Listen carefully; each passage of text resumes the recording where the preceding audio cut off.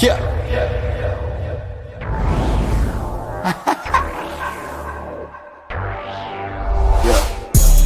I know they mad for no reason. I'm holding on to change my life. Gotta move fast for a reason. I'm holding on to change my life. Huddling. I'm staring at charts until I retire. Yeah. Huddling. I'm staring at charts until I retire.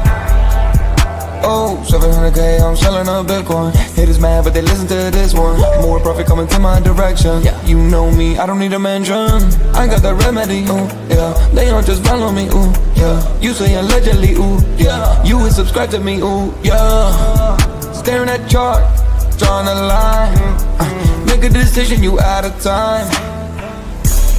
Huddling, I'm staring at charts until I retire. Yeah. Huddling, I'm staring at charts until I retire.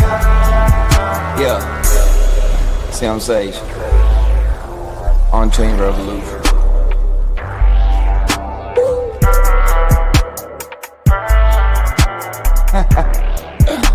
Done this. Phone.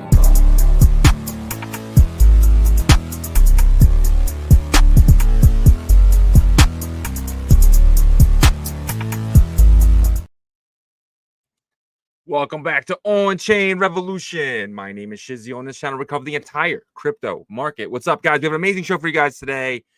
Today, we got Bitcoin sitting at 93,186. This is absolutely amazing because just earlier, I mean, not even an hour ago, I feel like we were sitting at around 90,000, headed back down. Check again after doing some show prep, and boom, we're back over 93. Feels good, but is this a fake out? So tomorrow, we have the Fed meeting. But also we're going to get that 0.25 rate cut that we're already kind of baked in. Jerome Powell's going to come out hawkish tomorrow. That's what the stock guys are saying. He's going to come out. We are in a 3-month rate cutting cycle. This is officially a cycle now. 3 in a row is a cycle.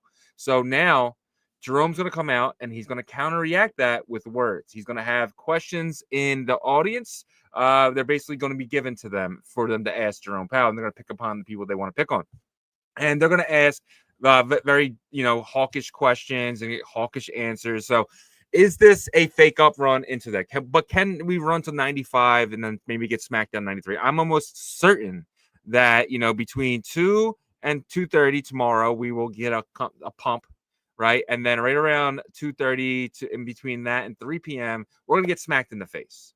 Same thing happened last time. This is one of the tools the Fed has. The Fed has like 3 tools, and one of the tools is their words. They're able to come into the market and say things that make the market look and react to things that may not even happen. But Jerome Powell doesn't want markets to run up because that causes inflation, right? He wants everything to kind of stay right where it is. So come out with a rate cut and come down with some hawkish, everything kind of evens out. We head to another month and we kind of wait and see Jerome Powell. This is something he's done forever, right? This is something he's done since his day one. So expect hawkishness going into tomorrow. But there's a lot of reasons to be bullish, though. If you look past macro, there is always a bull market somewhere, and we think we found it. And we think it's ton NFTs of all places. Ton NFTs. They're not just NFTs, though. They're phone numbers. They're gifts that you can send to people. And I say gifts, I mean like presents, right? You can send people happy birthday stuff, and then they own that NFT. I don't know. I don't know why they're running up, but we're going to talk about that. Trump had his roundtable yesterday. There was some good stuff in that as well. The CFTC launches a crypto pilot program. Remember last week they talked about they were going to start doing Bitcoin and Ethereum futures with the gold, with the oil, with milk, and all those futures. Now Bitcoin and stuff is there. They're starting their pilot program yesterday. So that's pretty big. Michael Saylor says you can now borrow against your Bitcoin with Citi, JPMorgan, Wells Fargo, BNY Mellon, Charles Schwab, and Bank of America. You can now borrow against your Bitcoin at any of these places. Obviously, you got to be a accredited investor. You got to be the Michael Saylor people, but it's not given the retail yet. When will it? We'll find out. Wintermute came out with another really, really good article. I'm actually loving that Wintermute comes out and actually gives good responses, because you got to remember, these are the guys that everyone calls the enemy. But when in reality, Binance, Coinbase, and all these exchanges use them as a market maker because that's what they are. They're market makers. They send them the crypto and they go to all the exchanges and they dump simultaneously instead of, dumping all on one exchange and then letting arbitrage happen. You remember, arbitrage is how Sam Bankman-Fried got rich, right? He found out that there was no market making happening and they were dumping them all in one places. So he would actually do the arbitrage of buy them in the place that it was being dumped and selling in the other places. But Wintermute basically is that, and they're a company that provides that service. But they have an inside. They know what everyone's thinking. So their articles, and I have one today that we'll go through, is actually really, really good as well. The next thing is Farcaster is actually doing a pivot. They're becoming a wallet with a chat. Instead of trying to be a Twitter competitor, they've given up. They want to focus on their wallet, and they want to focus on basically their wallet now just has a chat, which is basically a Twitter type of thing. Pretty cool. I don't know, but they got $126 million in funding that is now just a wallet. So I don't know. But let's get the show started. So without further ado, let me bring my partner here as always, Mr. Yagobi. What's up, buddy? What's up? Oh man, how you feeling today, bro? I'm feeling pretty good. Bitcoin's showing some strength, but you and I talked about, is that good before the meeting tomorrow, right? Because sometimes the people that are in the know, they'll swing at the opposite direction of what they're anticipating, and I hope that's not the case. Nevertheless, there's some big headlines. It was interesting to find that the ton ecosystem actually has opportunities. Whenever you're looking around, there's not very many opportunities, and if there seems to be some, they get dried up pretty quickly. Now, of course, you can look at the markets as an opportunity as a whole if you feel like the tokens and projects you have conviction in are on sale, right? So that's something that I see that Citi says that he likes this type of market because he's able to buy up cheap. So that from that perspective, obviously you can take advantage of that, right? But we'll see if Bitcoin can continue the strength. We haven't seen 93,000 in a while, so it's a bit refreshing. Let's hope we can continue that into tomorrow. Yeah, I'm thinking we get to 95 by 2 p.m. tomorrow. I think we run for the next, I want to say, 24 to 36 hours. And maybe we get a pullback going into the meeting. I think potentially 96. That would be best case scenario. Run up to 96, pull back to 93, and then throughout the next couple, days after, let's say Thursday or Friday, we pull back up to 96. I think that would be a best case scenario going into the weekend, and then Sunday night's close if we get another green candle, and then start moving next week, and maybe next week starts the Santa Claus rally. Yeah, that could be the case, right? Run up pretty strong today, and whatever comes out of tomorrow, you're just kind of like, okay, just expect probably getting back to where we started it, right? Yeah. This area here, but who knows? Maybe we'll get a pleasant surprise. Maybe there'll be some, continuation of positive price action because something positive comes out of tomorrow's meeting. We don't know, but what we've seen from the past is typically it goes the opposite direction of what the whales and some of these other I guess people with a lot of knowledge think is going to happen. So yeah, for sure. And but one thing promising though, Bitcoin's up 2.6% and since 8 p.m. last night. Ethereum's up 4.5. ETH Bitcoin is up 2%. So that's kind of what we want to see.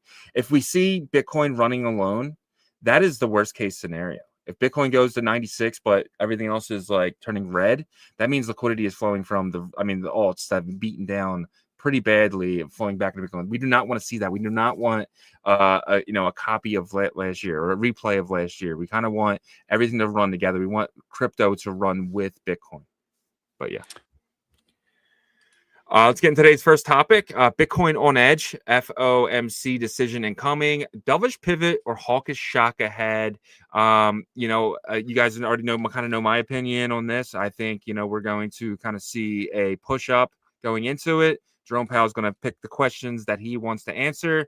And they're going to say, is, the Fed rate for January guaranteed? And he's going to say no. And then the market's going to dump for some stupid reason. But I think tomorrow is going to be good until he speaks, and then he's going to be very hawkish. What do you think? I mean, I feel like, historically, this is kind of the situation, right? You pump before a dump, and I'm kind of thinking that way as well. But But maybe we expect a little something different, because the one thing that really changed was that we are officially out of QT, right? The fact that we're out of QT, there's a lot of first here because first in a long time. We haven't heard Powell speak after officially being in QT. Yeah. So I think we got to pay attention to his tones to see, like, okay, is he ready to, ease up a bit, or is he still officially out of QT, but he still kind of wants to be a little bit tight, right? So that's going to be very important, I think. But yeah, I mean, I think anything's on the table tomorrow, honestly, because of that, because we have officially changed like the monetary policy. So where does he take us from here? That's the big question. I don't want to say that I think he's going to be hawkish, because I have a feeling that he's not going to be so hawkish this time around. But we'll see. Yeah, I'm completely other side of that. I think he's going to be hawkish to, craziness, right? I think it's going to be really brutal tomorrow because we're in QT, because we're in a rate cutting cycle officially. I think it comes out to be very hawkish because that is one of the tools that kind of, when things go all the way this way, but he can wrench it down. I think tomorrow is going to be brutal in that meeting. But you are seeing right now 95% chance of a 0.25 cut tomorrow. January is what everyone's kind of thinking about, and that everyone's kind of, well, this is good though, because everyone's kind of pricing in no change, right? I think last time he spoke, everyone was pricing in a 25 basis points cut, but then it went the other way. So this is maybe a good thing to where even if he is hawkishness, it has a lot of hawkishness, it won't really affect the markets. But if he's dovish, that affects the markets. Yeah. So people are already anticipating this, right? So it's like, they already have, and I don't even feel like, I guess you could be more in fear by just continuously, like, just relentlessly selling down, but that would be like the next step, right? It's just like completely a free fall type of situation. But us having that, pretty much no chance of a rate cut in January. Yeah, I think that's baked in, right? So yeah. It feels good. It feels good for sure. What up, Marion? Our guru, and my guy, Marion. Appreciate you, my friend. Thank you for showing up today. Absolutely awesome. White House advisor Hassett says there's plenty of room for interest rate cuts. He is going to be the next Fed chairman as long as he is passed by Congress. We'll find that out in the next upcoming months. But Trump came out and he says the immediate rate cuts is a requirement of the next Fed chair. Wow. Requirement. He's putting that out there. I think Trump's very lucky that Congress is basically all Republican and they all kind of align with him, because I don't think Democrats are going to pass this guy. Yeah. Yeah. We knew that, right? It was just he's saying the quiet part out loud. I don't even know if it's the quiet part anymore. Like, everybody knows. Yeah. And so, I guess, like, you would expect that in the summer, right? Expect to really be aggressive for whoever's in that position, right? Because I think, like, if he were to put someone in that position and they were to kind of turn their back on him, I think he would do everything in his power to replace him. Yeah, even if it's a short-term type of situation like that, because that would be obviously not ideal for that situation. But he wants the markets to thrive, and for that to happen, he wants a Fed chair that's going to print, and also cut, right? So bring interest rates down and put a lot more cash into the economy. 100%. Donald Trump had his roundtable yesterday. The few things came up from that. President Trump held a White House roundtable on Monday focused on U.S. agriculture, where he announced a $12 billion package aid for farmers. So that's printed money potentially, right? That's going to be coming to farmers. Trump said the administration will ease environmental regulations on farm equipment, for example, tractors. So he's already starting to reduce some of the tariffs on farm equipment and stuff like that. And he says that he wouldn't rule out reducing tariffs on some goods. So now we're in a good position. We got the tariffs overall from country to country. Now he can say, hey, anything that is meat related, anything that is dairy related can now come into the country at, less tariffs, or say, hey, batteries for Elon, they can come in the country for less tariffs. So now we're in a position to go at each item directly and say, we need this more than we need the tariff money. Let's on that item specifically, let's drop that to zero. So this is a really good thing now. We're kind of past the tariffs, and now we're kind of on the lightening up part of the tariffs. Yeah, I mean, the blanket tariffs seem to be, what the initial strategy was, and now I think this can be really effective, actually, right? Because now you can really determine, hey, look, these items are necessity, right? So let's kind of ease up on that, right? And also, kind of looking at each like country individually a little bit too, and I think it's going to be good. It's actually like breaking it down to the point of making sense of a tariff strategy versus just, let's be real. The initial strategy was to use it as kind of his card, right? Like it was like his ace up his sleeve. Hey, you don't want to do that? Okay, we're tariffing you, right? Yeah. Which is not necessarily, going to make you a lot of friends, but at the end of the day, it worked with a lot of his negotiations. And so now he knows that 2026 needs to be a year that, the citizens of the U.S. are happy, at somewhat happy, and that's what is going to turn this around. So we'll see. Yeah, 100%. And it's not like he didn't run on this, right? People knew what they were voting for when we voted, right? So maybe it's our kind of fault for not realizing that this was going to happen. We should have been prepared for this, and maybe sat on the sidelines for 2025, right? But we were so stuck in the 4-year cycle mindset, we weren't really thinking about the overall narrative of the year, which was tariffs, and more tariffs. So there was one more thing about this administration. This doesn't really have to do with crypto, but I thought it was interesting. The administration said it will now allow NVIDIA to export its H200 AI chips to approved customers in China with a 25% revenue. Remember about 6 months ago, they came out and said NVIDIA is not allowed to sell these chips to China. NVIDIA is like, what? Like, what are you talking about? But now they're able to, but they have to give 25% of the revenue to the U.S. government. When has this ever happened? This is wild. Man, this is crazy. This, like, the business dynamics has completely changed, right? It's but insane. look, I mean, you should see the percentage of revenue that's given to China from Chinese companies, because it's really high. But at the end of the day, this is gonna, probably upset the capitalist, right, type of mentality. But now at least that market's open back. So yeah, 100%. Myself says they need to print trillions already. The economy didn't do much in the last cut. Yep. I don't know if they need to print though. They do. I don't know, man. There's no indication of that. Why? What do you mean? Why? There's no. What do they need to print for? So there can be more liquidity accessible, right? Accessible liquidity. Obviously, the rate cuts are going to be, a big trigger. But like them getting cash to be able to buy assets and putting that cash back into the economy is a big part as well. They have a ton of cash on their cap sheet. They've been selling bonds into the market for so long. There's no need to print the money. They have it. It's sitting there. They can do whatever they want with it, right? So the real thing would say they need to start deploying the capital, which is quantitative easing. So, when people say they need to print, they're basically saying they need to start quantitative easing, but they're not gonna start printing money until that balance sheet drops drastically. And they've got a long way to go. The obvious kind of thought process there is that they should be aggressive, once they get aggressively purchasing these assets, and that they're gonna have to print some more, and putting cash out there is the objective with that, right? Yeah, they need to unload the balance sheet, which is quantitative easing, but I don't think we need a quantitative ease yet. That's the question. And I'm just saying from the economic point of view. Like, I want it. I mean, yeah. Well, why do you want it then? I want it so the crypto market pumps.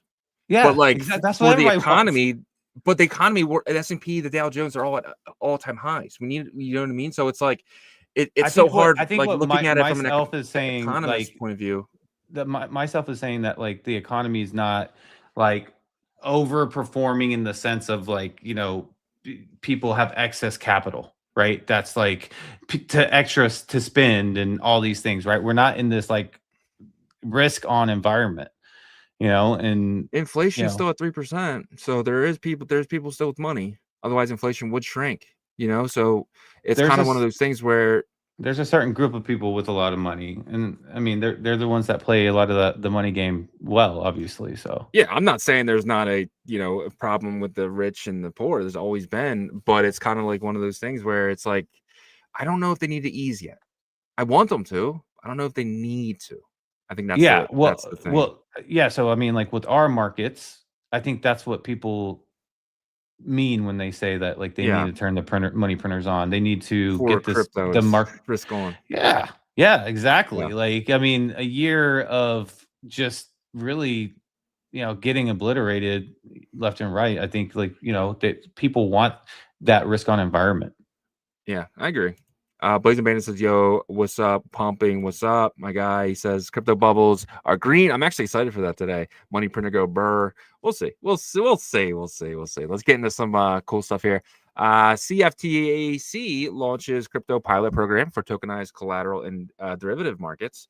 So this is really good. We do know they came out last week and they basically came out and said, "Hey, we're going to be adding crypto, meaning Bitcoin and Ethereum, potentially Solana and some of these other ones to the CFTC, but the ones that have to come in as commodities, Bitcoin is kind of already kind of said out there as a commodity. Gary Gensler stated it. I don't know if they stated Ethereum as a commodity yet, but I think they are trying to get that, those words right for that. But you potentially could see Bitcoin, trading with the futures as oil and milk does as well. So, and now they're starting their tokenized collateral derivatives market, which potentially they're going to be taking all the futures and putting them all on chain. So that's pretty cool. But yeah, we'll move on. Binance Founder CZ says there may be a crypto super cycle in 2026. And I kind of looked into this a little bit. A crypto super cycle would be potentially a right translated cycle and a left translated cycle combined, which means there is no gap in between. As soon as the right translated cycle stops, the left translated cycle starts. And that is considered a super cycle. Do you think that's So that possible? was, yeah, I do. So the right translated obviously takes us into 2026, right? With 2027. or well, yeah, finish this upcoming year, but like really get the meat of that aggressiveness, I think, in 2026, right? And then flip back over to the left translated cycle. But I mean, that's not what I thought the experience would be necessarily with the right translated cycle, from what plan B was kind of, was it plan B? It was plan B, right? No, it was Bob Lucas. Bob Lucas, yeah. Okay.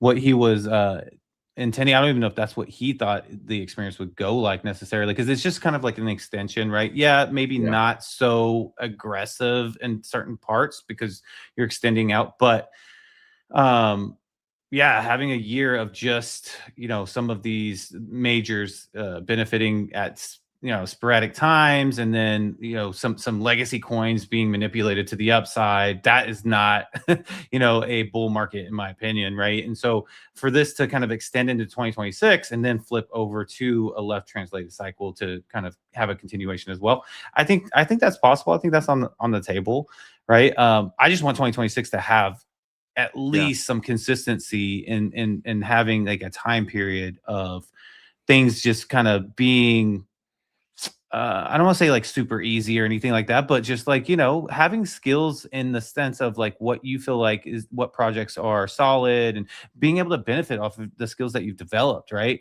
That's been really, really hard for this year. It's been really just mostly just speed trading to people that are really good at that has been benefiting, obviously. Yeah, for sure. How would you feel about that though? We kind of like, let's just say the halving is the complete top of the cycle of that left translated cycle of so let's just say, April, or it might even be March this time around, March of 2028 kind of being the top, and then the rest of 2028 and 2029 just being downward spiral, a recession almost. Yeah, like I almost feel like we're gonna have a different perspective of the cycles going forward, just because Yeah. I haven't heard as much chatter as like the 4-year cycle is dead as this cycle, Yeah. right? I mean, that has been the topic like a ton, trying to figure out what's going on, what's wrong. So it's almost kind of like, let's say that like we cruise through 2026 and we have some good months in that year, and then we have an extension in 2027, the halving comes that following year. It's kind of like how do we look at that event now, right? Because the halving's always a precursor of like a blow off the top post year, the following year. So 2029 would be that, right? So it's almost kind of like the halving would just be like, obviously the reward cut in half, almost kind of like that, like type of, Bitcoin conference. But, we're going to learn a lot in this next couple years of what like the norm is, right? Like, are we going to be looking more towards business cycle type situations? Like, are we going to look at our market more like TradFi looked at it, looks at theirs? And I think that there's going to be like some similarities to that. Yeah, I think so too. I think 2020, the back half of 2028 is going to look like 2022. I think the back half of, potentially 2029 could look like 2023. And then potentially we got to wait. Let's just say, it ends in 2028, April. We might not start getting bullish again until like the mid 2029, right? And that's to say like Democrats win the presidency back in 2028. And then they put in a SEC chairman who is fighting crypto again. And then potentially we get into a recession because they're hiking rates back up. I mean, you might see all that and back into 2029. And I mean, I'm just predicting, right? But I would honestly very much enjoy this being the right transit cycle, that being the left, because the next 3 years be very, very good for us in the sense of maybe this time around we're a little bit smarter than last time and we can kind of prepare for a bearish setup. Yeah, and preparing for a bearish setup and getting possibly not so bad of a bearish setup is better than preparing for a bullish setup and getting better. That was this year, bro. That was this year, 1,000%. But so we got some great comments in the chat here from Ryan Boyle. He says, he says, you don't really think that, do you? Come on, honestly. I don't know. I don't feel that way. 4-year cycle is dead, I believe. Bitcoin halvings are less impactful every time we have one. Everything changes the cycle. Yeah, I think I was agreeing with that, right? That was kind of my point, was that we're going to be going into like learning what the new ebbs and flows of our industry is. And that could be a really good thing because, new opportunities and new ways of looking at things, because some of the rules have changed to this game. Let's just be very transparent about that. I mean, it's very obvious, right? And learning what those rules are and kind of how it changes and like how money transfers from, playing in this industry is going to be very, very important. This next 2 to 4 years is going to be the most important, in my opinion, because, the meme trading game, that's going to be so small in 4 years, in my opinion, right? Like right now, it's one of the only things that crypto natives still kind of cling on to right now. Yeah. But in the next 2 to 4 years, we're going to find different ways to do like options, perceived value. How has that changed? Are they going to be really going into finances with crypto companies, like crypto native companies, like the Hyperliquids, these type of companies? And we got to learn all that. But, the one thing that we do know is kind of how the tech stacks work. We know the people that are, OGs in this space, and we can just learn and evolve together, because we do have edges for sure on these really rich TradFi people that are coming over here. But the edge that we have is more of experience of how the tech works and kind of like, the nuances of Web3. Yeah, 100% agree. And I think, Web3, I mean, we're already seeing let's just say the prediction market is kind of like the new Facebook. Right. It's kind of like, where Facebook was back in like 2006, 2007. And, what is the next type of platform to come and rejuvenate the space and bring energy to space, like Polymarket did, like Hyperliquid did, right? We're seeing right now the potential, Facebooks and Googles being created in the very early days, right? So, and I think we're going to get opportunities here to keep like finding them, because you got to remember, there was like 15 to 20 really, really good ones, still is really good ones, right? Out there that could potentially be the next set of Google, Microsoft, and it's all going to come from this way. And we're kind of already seeing the structure of that being built. So it's exciting for sure. Ryan says, I agree, Yagobi. He says, feel like we are going. Sorry, broke my phone screen, and it's causing some mistakes on my part. Sorry, chat. Yep. We love you, Ryan. I think, I was about to say I missed Stan up there, but you got it. Yeah. He says, I forgot about possible Gary Gensler rerun. Yeah, I do think, if potentially if the other side wins, if Shapiro or something wins from that side, I don't want them to win. but we could see someone come in and at least look at the rules and say we're nixing this one, this next one. So I think honestly, let's translate like on the left one is perfect. All right, I'm good. Sorry about that. All right, let's get into the banners again. Where did I leave off here? So okay, Michael Saylor says the following U.S. banks are now issuing credit against Bitcoin, basically letting you borrow against your Bitcoin. And this is not for people like you and I. Citi, JPMorgan, Wells Fargo, BNY Mellon, Charles Schwab, Bank of America. So right now, let's just say you are an accredited investor, someone like, for instance, CEO of Polymarket, right? He can go and take his shares of Polymarket and borrow against them. But now you can potentially take your Bitcoin and borrow against them. So as long as you're a accredited investor, you're able to do this. But that usually starts there and then comes down. So potentially this time next year, you might be able to take a loan against your Bitcoin to mortgage a house, to do really anything you want, mortgage a car, do anything with it, in the sense of just going into your local bank and doing this. Pretty insane.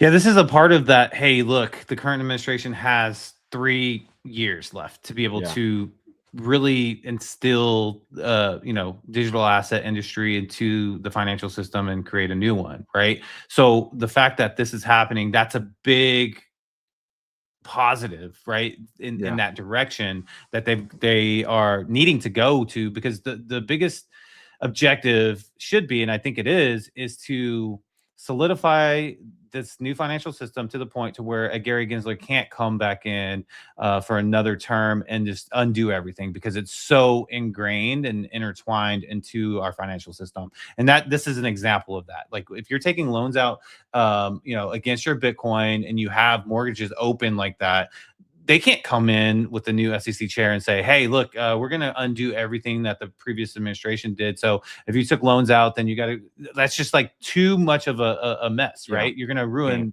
everything. The economy will completely crash, like hardcore, if that were to happen, right? So this is, in my opinion, just part of that plan of being so embedded in the way that this capitalistic country and government works, and to where you can't undo it. Yeah, no, I agree. I think and I think they're gonna like it. I think they're gonna like the new setup and stuff like that, right? Because that's kind of what it is. It's just like okay, this exists now. Let's go after other stuff, right? So they're gonna come after Bitcoin and crypto, but they might put stricter rules on some of these decentralized applications that aren't Bitcoin and Ethereum, right? So you can see something like that. But I found this really cool thing here. It's a decade-long look at the top 10 crypto. I thought this was awesome, and this just could be me being a nerd. But check this out, right? So it started off Bitcoin, Litecoin, Namecoin, XRP came into the shot, and this is the date up here. So you're kind of seeing this, right? I want to pause this real quick. So July 15th, 2014, you saw Litecoin, NXT, XRP, Purecoin. Most of these aren't even around anymore. It's crazy. Omni. All right, let's keep it going. Let's go another like a year or so. You're seeing XRP still. XRP was number 2 for the longest time, bro. Isn't that crazy?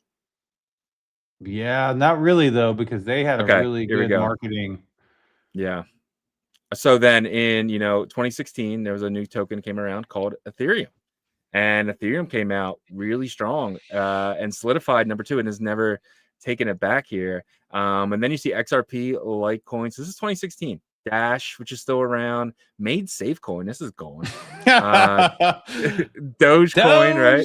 It was number 7. Wow. Yeah, so isn't that crazy to think about? This is really cool. They dropped pretty bad though. Like you see, they dropped until 2021. Yeah. So this is November 2016. This is right before the next bull run, right? This is like the halving year. You're seeing Bitcoin, Ethereum, XRP, Litecoin, Monero. All these are around except Augur, Wave, and Nem. So these ones are still around. It's just crazy. But let's keep this going a little bit. We'll go to 2017 and kind of we'll go up to like November. All right. So, and then in November 2017, right before the giant move up, you saw Bitcoin just killing it again. Like normal. Ethereum was number 2. Bitcoin Cash was number 3. Isn't that crazy? So this is right as the block size word happened. So Bitcoin Cash came out and was basically an airdrop to all Bitcoin. Wow, dude, that's so crazy. And then you see XRP and Bitcoin Gold. So this was like that.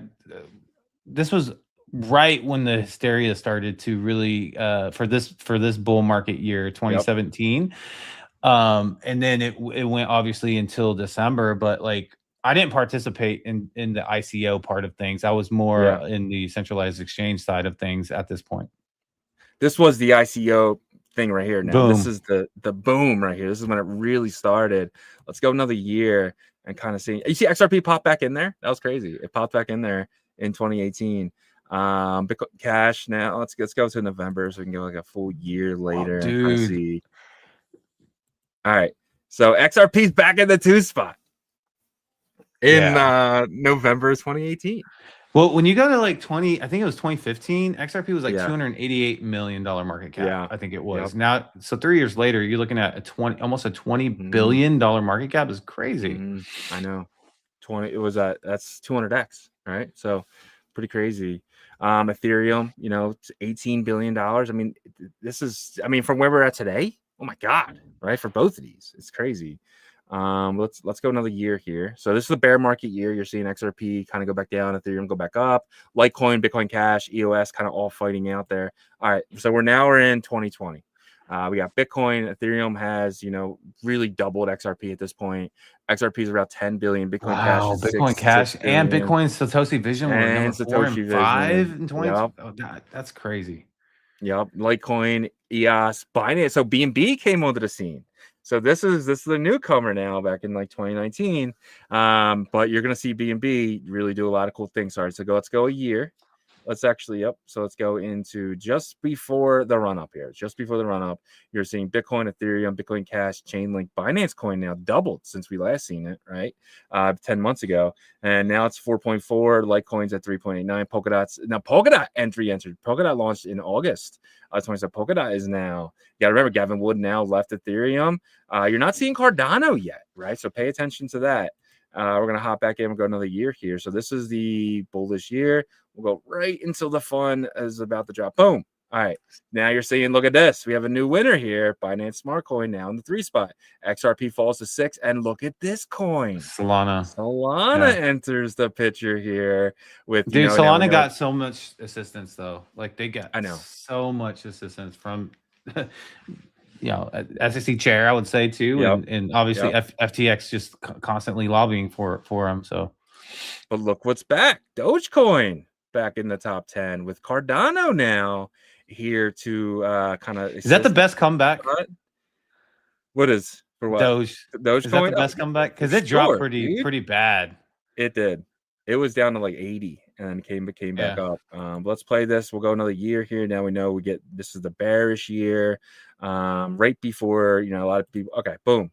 We'll go December of 2022. You're seeing Bitcoin, Ethereum, BNB strong, XRP there. Dogecoin is still 5th. Does that shock you? Even in a bear market, Dogecoin held strong to stay at 5. Yeah, I think the 2020 boom, starting to rebound for Dogecoin was so significant, and the Doge holders really need to thank Elon because he's what kept. I think his support. Yes, it was a joke and all these things. He kept with it though, and that's what's kept it there, and it will never go back. 100%. And you got a newcomer here as well. You have Shiba Inu in the top 10. In a bear market. This is a bear market. I'm so mad about Shiba Inu because I remember buying that on Coinbase because it got listed pretty quick actually. Yeah, for sure. Quick. It did right away. All right, let's go another year now. We're in 2023. We all know it's a big ordinals boom and everything, and Bitcoin's just moving. Let's go to October here. Bitcoin still there. BNB pretty much has that 3 spot. XRP is pretty much home of that 4 spot. Solana owns the 5th spot. Cardano staying strong at 6. Dogecoin staying strong. You are seeing Polygon now. Toncoin, which for the first time enters the top 10. And Tron. I remember this. This boom of Toncoin. I wish I would have got more into that. I do too. But there was like an ecosystem kind of boom a little bit, but it didn't last too long. I remember like Francis was playing around over there and stuff like that. And so I remember that too, for sure. All right, let's go another year here. Let's go into 2024. We all kind of remember this stuff, right? So we'll go up to October and we'll stop it again. Bitcoin, Ethereum, BNB still 3, Solana still 4, XRP 5, Dogecoin 6. Tron has officially entered the top 10. We haven't seen them since 2017 in the top 10. Toncoin, Cardano, and Avalanche. I think this is a strong top 10 here. And, this is just last year. So let's just run it to the end here and finish this out. And where we're at today. Pretty much. Let's go. Well, okay. Where we're at today, you're seeing, BNB still in the third, XRP in the fourth, Solana. I think that our top 5 now has been locked in for a long time here with double the 6th spot, right, from 5. So that's really cool to see. Hyperliquid now in the top 10 as well. So that's something that there's always a newcomer every year or two. Yeah, but I thought that was really cool. I'll tell you what you guys thought. A lot of comments just came in. He says great. And he says, time to pump it up. Finally, the market showing some signs. Yep. DJ Clitty Litter's in the building. Yo. My guy says there were so many scams related to Bitcoin Gold. Oh, yeah. And then Ryan says, ETH up 16%. Sol, is stuff still running? Damn. What's up? Are we ready? Oh, yeah, dude. Bitcoin just hit 94K. So this might play out the way you were talking about. Let's get to 96 and then get some bad news tomorrow. Crap back down to 93, 92, and then we're good working our way back. Yeah, let's get into the price action. Let me finish these comments. We'll hop over there, kind of check that out. Myself, this cycle, Bitcoin dominance is significantly decoupled from altcoins. It's been a 4-year down. Yeah, 100%. I agree. Blazing Bandit says Link is up 7.5%, BNB 2%. Yeah, we're gonna get into all that in a second. Myself, he says, Blazing Bandit says to myself, he says, but we are about to break that downtrend. I feel. I hope you're right, dude. Stan says I would love to get an update from then and now as far as the biggest crash and burn. Yeah, we can put something together like that. He said, is there any strength chart from past to present? Yeah, we could check on something like that. ADA up 8%. Damn, dude. We got to check out some of this, what's happening right now in the markets. Let's kind of get right into that. Let's get into some, I got to find the banner. I lost the banner. Oh, here it is. Bitcoin price action. Even the banners, man. Dude, we've been having a love-hate relationship. Just when I think that I've mastered them, I get smacked in the face. But let's get it. Let's do it. All right, guys. Before we get into some Bitcoin and crypto price action, help us out like you guys always do on the YouTube side. Smash that like for us. Subscribe to the channel. And turn your notifications on so you know when we go live. We go live every day of the week, work week, Monday through Friday. And then X, let's share the space, guys. And then shout out to the Abstract crew over on Abstract Streams, Pump Fun as well. Drop your comments and questions in the chat. And then Zora as well. We had Vibes. Shout out to you. Says, let's grow together. I guess they are a part of the base kind of media over there. So awesome. Yep. Let's get into some price action. Cheer. Let's see. It definitely looks good. But, looking good hasn't always continued on, especially the past month, I would say. But, I do feel like yesterday I was saying, even though we had some retracement, I was saying I felt like something was cooking. Something's been kind of just like boiling, like some suppressed energy or something. But let's take a look here. Going to the hour chart. The hour chart looks really good. Obviously, we've got these two beautiful hour candles back to back. You can see the MACD looks really strong here as well. Yeah, man, I actually think you might have hit the nail on the head. We might end up, getting around that $96,000 mark. That would be really cool. You can see the stochastic as well, like worked its way just really beautifully up here over the overbought territory, sitting at 88 right there. Want to get to probably like that 100 plus point mark to really get into overdrive. But I'm happy with where we are right now. I'll say that comparative to where we have been. But this is definitely, you could tell, like whenever there's like an intention to drive price up or down, you can tell a difference in some of these candles, right? I mean, look at these. These are really, this is a solid ass candle right here, man. You're going from 90, to 90, almost 93 in 1 hour candle. But you look at some of these other rises up, they're just really segmented, right? This is an intentional push up, right? So that's something to kind of keep in mind, in my opinion. So if we do get to that 95, 96, just remember, if tomorrow's meeting, Jay Powell sounds hawkish, we could retrace and eat some of this back down. But it's good to give yourself a cushion right? And that's the whole objective I think we were talking about earlier. Let's take a look at some of the support and resistance. Could be a lot more support than resistance, obviously, or it should be at least. And we're going to 5 a.m. Central Time, so about 6 a.m. Eastern. And you can see the support is really dominating, right, in this 95-200 zone, or 94-200 zone, I should say. Not much volume up here, which makes sense because we're kind of at that tip top here. So we could push up here and kind of try to find a landing zone on, on the upside here. Below that, it does get more balanced out, but still support having the edge there all the way down to about 93.3, right? And this is the low volume area as well. So I think we can kind of catch ourselves if we do drop a little bit here, unless it completely switches over and there's some fundamental news or something like that, headlines or something that really kills the price. But as of right now, things look pretty bullish. I like the hour chart. I wouldn't be shocked if we continue to the upside, maybe try to knock on 95, possibly 96. The indicators are looking really great. But one thing that I am very conscious of now is trying not to get into a huge green candle position. So I would say leverage is probably not your best friend right now. It was probably down here. But where we are right now, you just gotta just be happy in spot. That's what I would say. Be happy in spot. And probably October 10th should make you feel more, try to have more of that mentality. But yeah, so that is where we are for the hour chart, guys. Let's take a look here at the 4 hour.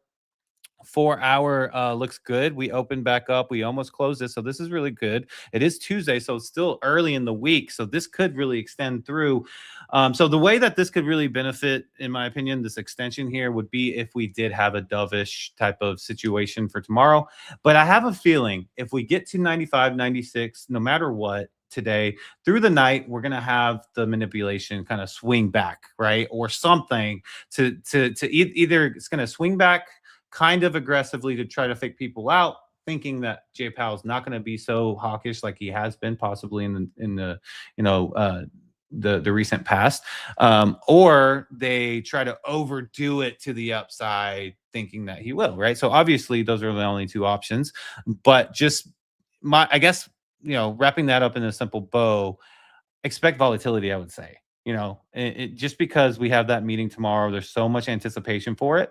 But it doesn't mean, we're going to have doom and gloom. I'm just saying expect volatility to the upside and downside. So that is the 4 hour along with the 1 hour. We'll see kind of how the rest of today plays. If we do continue this bullish activity to like 96, then I personally expect a pullback in the late evening and then throughout the night US time. But maybe we don't get that. I don't know. That's just kind of my historical data mind kicking in there.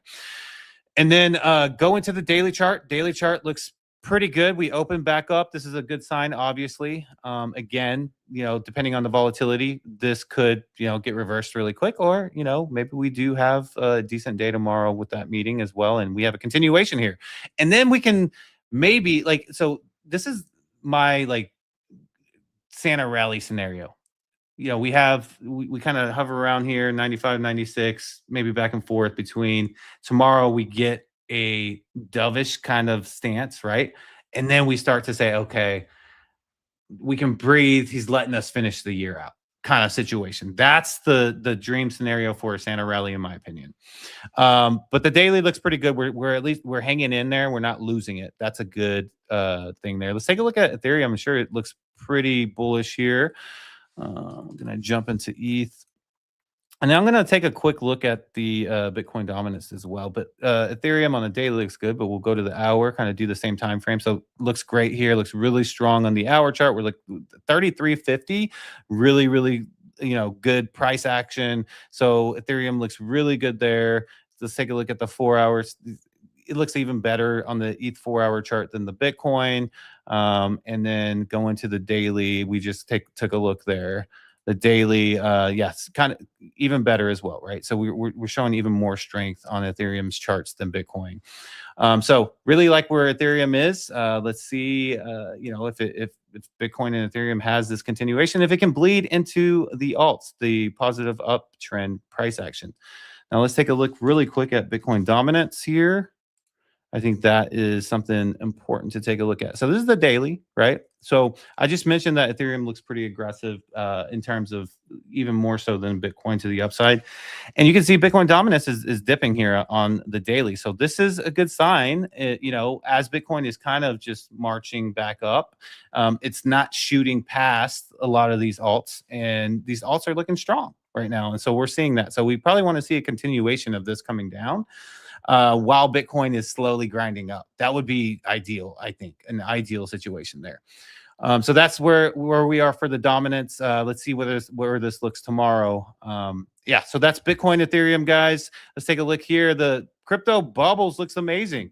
You got a 98% green to the upside. On the average, you're seeing about a 5 to 9% pull back up. Night is down 55%, Midnight. So Midnight is that project that I believe started on Cardano, but it's in the top 100, right? So, it's definitely pulling back, though, as you see. Well, the airdrop and all that. Yeah, stuff, of course, that makes sense. By the way, we should probably check and see if we got anything for that, because I think there was a lot of people that qualified. You got to claim. Gotcha. I tried, and it was just it was so minimum that I was like, I'm not even doing this. Gotcha. All right, let's take a look at some stuff that's kind of standing out here. You do see Cardano bouncing back 9% here. AVAX bouncing back 7%. Polkadot, that's interesting because you talked about them earlier, and they haven't been really in the news as much. They're up 10% today. And what else is kind of sticking out? Not much anything else. This is a good sign, though, in my opinion, because it's like a blanket kind of, looking strong green together for the top 100. Let's take a look at the top 200 here. You're seeing Hex kind of still pull back at 8.5%. PulseX pulling back about 4%. Justin Sun, or the Sun project on his chain, is pulled back about 3% there. Stuff that's pulled up Pippin, and this has been a meme that's really just came out of left field in November, and it's been pretty much up only since then. And this was a project that had a really high market cap in the beginning of the year and just dumped really hard, right? So the fact that they're at 225 million, I do believe it's a pump fund project. I believe, maybe I'm wrong, but it is on Solana, and it is up 26%, as you see there. Luna Classic up 26% as well, which is weird. Just trying to say weird, I combine those words. And then you got your CBCN with our boy Courtney Johnson that loves this coin, or used to. I don't know if he's still in it, but it is up 13% here. And yeah, I mean, it looks good across the board here. You see Plasma XPL up 5%, Brett up about 10%.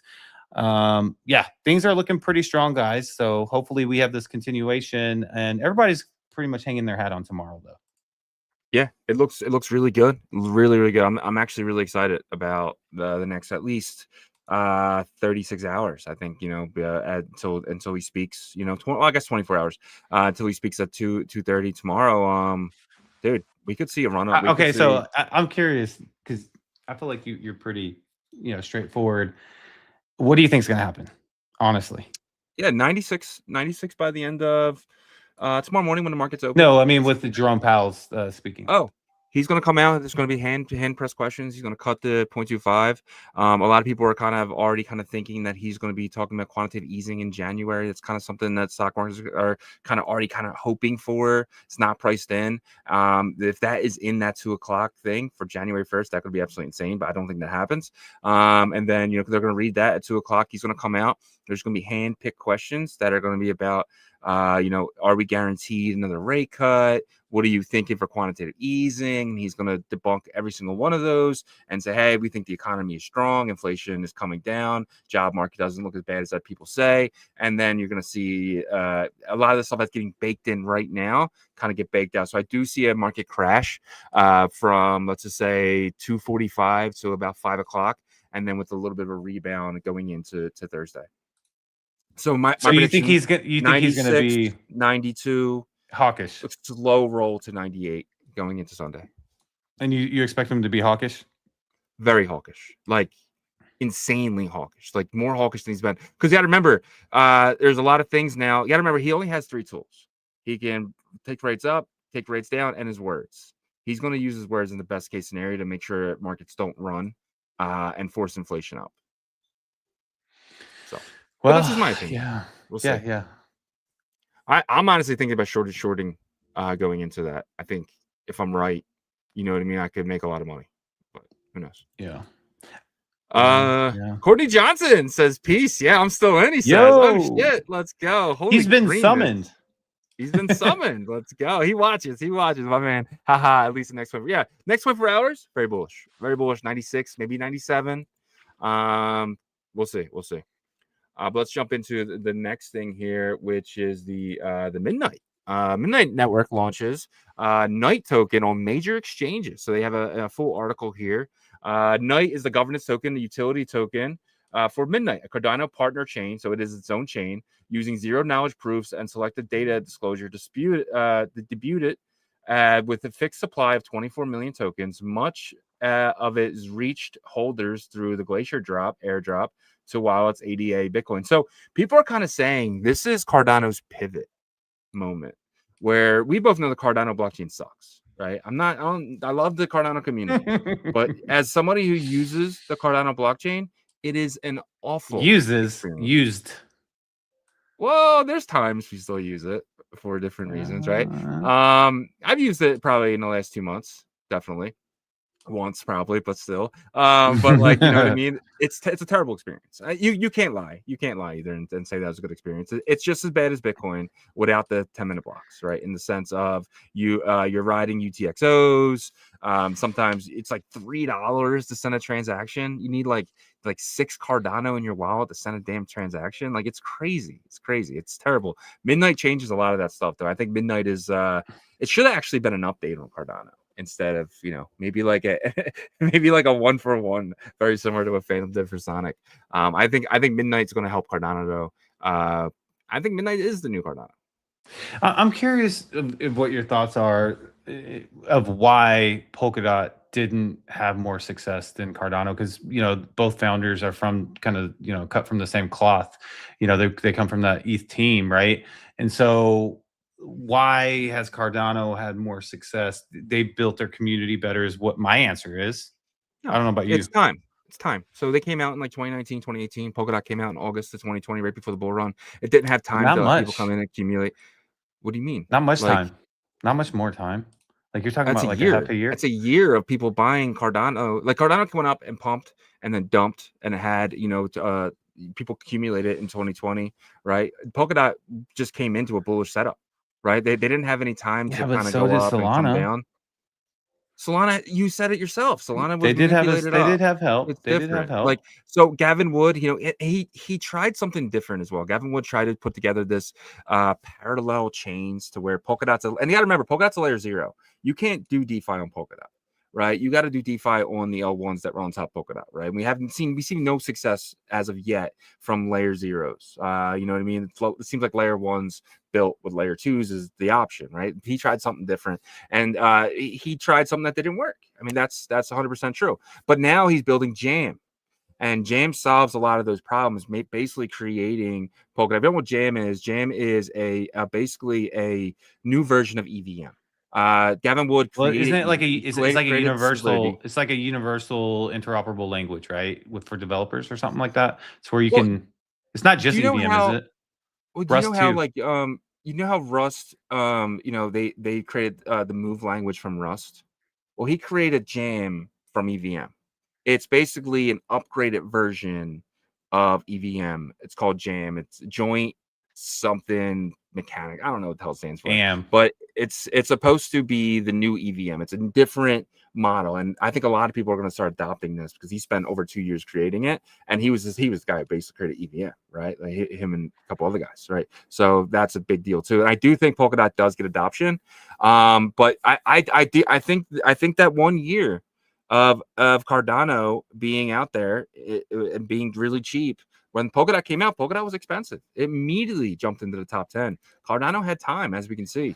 But I do kind of grow. I do feel like it has to do with communities as well, because you don't like Cardano kind of fits a little bit into like the crazies. You know what I mean? A little bit, right? So like the XRPs are the crazies, in my opinion. They're pretty much the crazies that you can, as crazy as you can get with like a community. Hex is in there too, but like Polkadot, like I don't really hear too much people just like, super loyal about them and stuff like that. Nobody made a lot of money on Polkadot. No one made anything on Polkadot.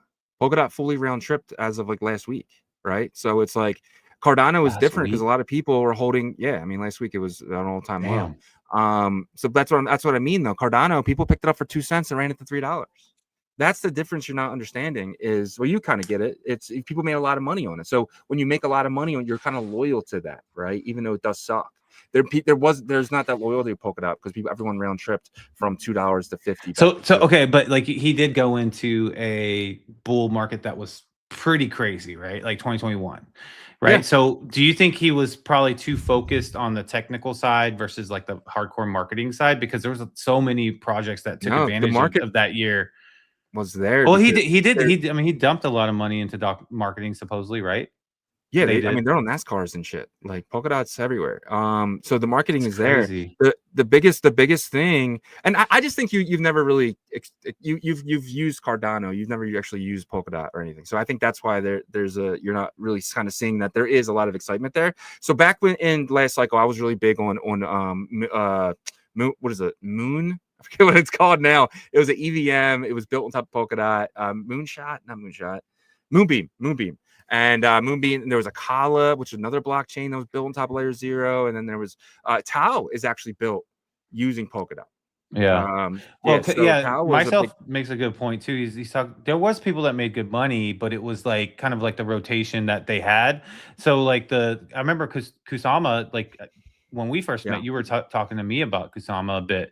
So there was, opportunities, but I think they were just like very niche and, probably short windows of opportunities. You only had August to May, right? Polkadot never really had that resurgence in going into the latter part of 2021, right? It was $50 in May. It went from 2 to 50 from August to May. I mean, that's huge, right? But it never really, and then you started seeing it was like auctions. There was the auctions for the stuff, so people were like locking Polkadot up to get into these auctions, and you were able to get Moonbeam and Akala. So you saw these tokens now starting to spike like crazy, but the real spike wasn't happening again on Polkadot. So you saw all these side chains start to explode. And I think that's kind of why people don't, because Polkadot, you can't do anything on Polkadot, right? Like you can't do anything, right? You can send Polkadot, that's about it.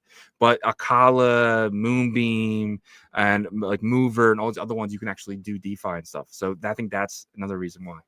Yeah. I didn't mean to like get off topic with that, but it was I was curious because they were kind of both from that same area. But yeah, Charles left 2 years after before Gab. He's really front facing too, though.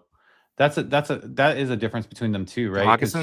He's very, very front facing. Like he'll be on X and like, talking about he went to like South America, did those weird things and traditions and stuff. He records it all. That we talk about, right? Like Gavin Wood is a dev. He's a dev. He doesn't really he depends on other people for the marketing and stuff like that. He just sits down and codes. Charles Hawkish was never a dev. He's always been the front facing guy for Ethereum, doing interviews and stuff like that. He doesn't know how to code. And I think that's the difference as well. Yeah, and it pays off. Obviously it pays off whenever you do that. You put because people feel like they get to know you personally. And that's why a lot of times we're like, if you're a founder, like jump on a show, jump on our show, jump on anybody's show, and just show your face to where people feel comfortable of who you are. 100%. Let's jump into the next thing here. Wintermute. This is interesting. So Wintermute put out an article yesterday.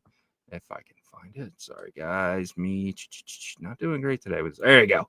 Wintermute says market conditions can consolidate in a choppy but resilient range, while crypto activity narrows in the Bitcoin and Ethereum.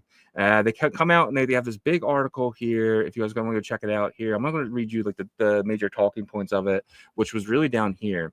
The Federal Reserve decision this week, followed by the Bank of Japan next week, will be key to shaping rate differentials and cross-asset volatility into the year. So obviously, we're kind of looking here. We're seeing the Fed cut, which is kind of they're talking about 95% cut here, and then you go to Bank of Japan, looking like an increase. This is another thing that we have to keep in mind. The carry trade is ending potentially to what's this day? December, right? When is it? December 19th. Japan's raising rates. US is cutting rates. What does that mean? You can no longer borrow from Japan and buy US bonds because now that is not profitable, potentially It going was very into, profitable before. it still is profitable, I think, but I think it's going to be a lot less. So so this is something that Wintermute, but Wintermute's kind of not saying this is a big problem. They're kind of just saying this is something that we need to be pay attention to, but it might not be a problem. But they say our take, the market is consolidating without conviction. The macro events are set to determine the next directional break. So he's basically saying these two events that are happening with the Bank of Japan and the U.S. Fed, to kind of see what happens next. So they're being cautious here, even though we're running today. Yeah, well, first of all, Wintermute was I think they put a statement out, I want to say a month and a half ago, saying that like things are getting pretty much like warmed up and heating up for the alt market and stuff, which is completely incorrect. But I mean, they obviously have way more data than many people, right? But the Bank of Japan is really like they've turned their strategy completely to like conservative type of, they want to get their economy, like try to turn it around because their economy is definitely hurting, right? And if you think about that, like it's kind of like the Fed's mindset, like this entire year. And in 2024, going into this year, has been about getting to 2%, like the policy has to always like support that strategy, right? And so we're coming out of it supposedly while they're going into like further into it, right? So the one thing is that like we've always been closely tied to Japan's economy though. So I wonder like how obviously the carry trade is going to stop, right? But like what else is going to be tied to it to where we're obviously a much bigger economy, but we would feed off of each other in terms of ebb and flow. And so it's gonna be interesting. We have been in a tight mentality this entire year, parts of 2024. And so does that continue even though we're technically out of QT? I don't think so. I think they start to ease up, but like maybe the person in charge won't let the public see that though, Yeah, 100%. And they put a thing here too. That after 2 months dominated by macro uncertainty, markets are beginning to show greater tolerance to negative inputs. That's one thing we have to understand as well is, the more negative inputs we get and they shock the markets, eventually that stops. The markets kind of get immune to that. And, wolf. Yeah, 100%. So it's kind of like, maybe tomorrow doesn't affect the markets, even though Jerome Powell is hawkish because he was hawkish last time. And we kind of see what happened, right? We're in a better environment than we were because we actually got the rate cut. I think potentially, I think they're right here. I think that you might see less this bad news stuff coming from Powell doesn't affect markets anymore. Markets are immune to it. Markets need to push up. And I think potentially I could be wrong in the sense of maybe he is hawkish. We drop a little bit, but then afterwards we kind of head back up because we're in a right cutting cycle during a pause. No more quantitative tightening. Yeah, but you have to remember there's like a large percentage of, puppeteers kind of in the background that like are doing their thing behind the curtains, right? And so if he's hawkish, the people that are going to make money from price go down is going to 1,000% take advantage of that. True. Right. Headlines, Jay Powell's hawkish, talks about, no possible rate cuts for the first 3 months of next year or something is going to bring the markets down. So that's the one thing I worry about.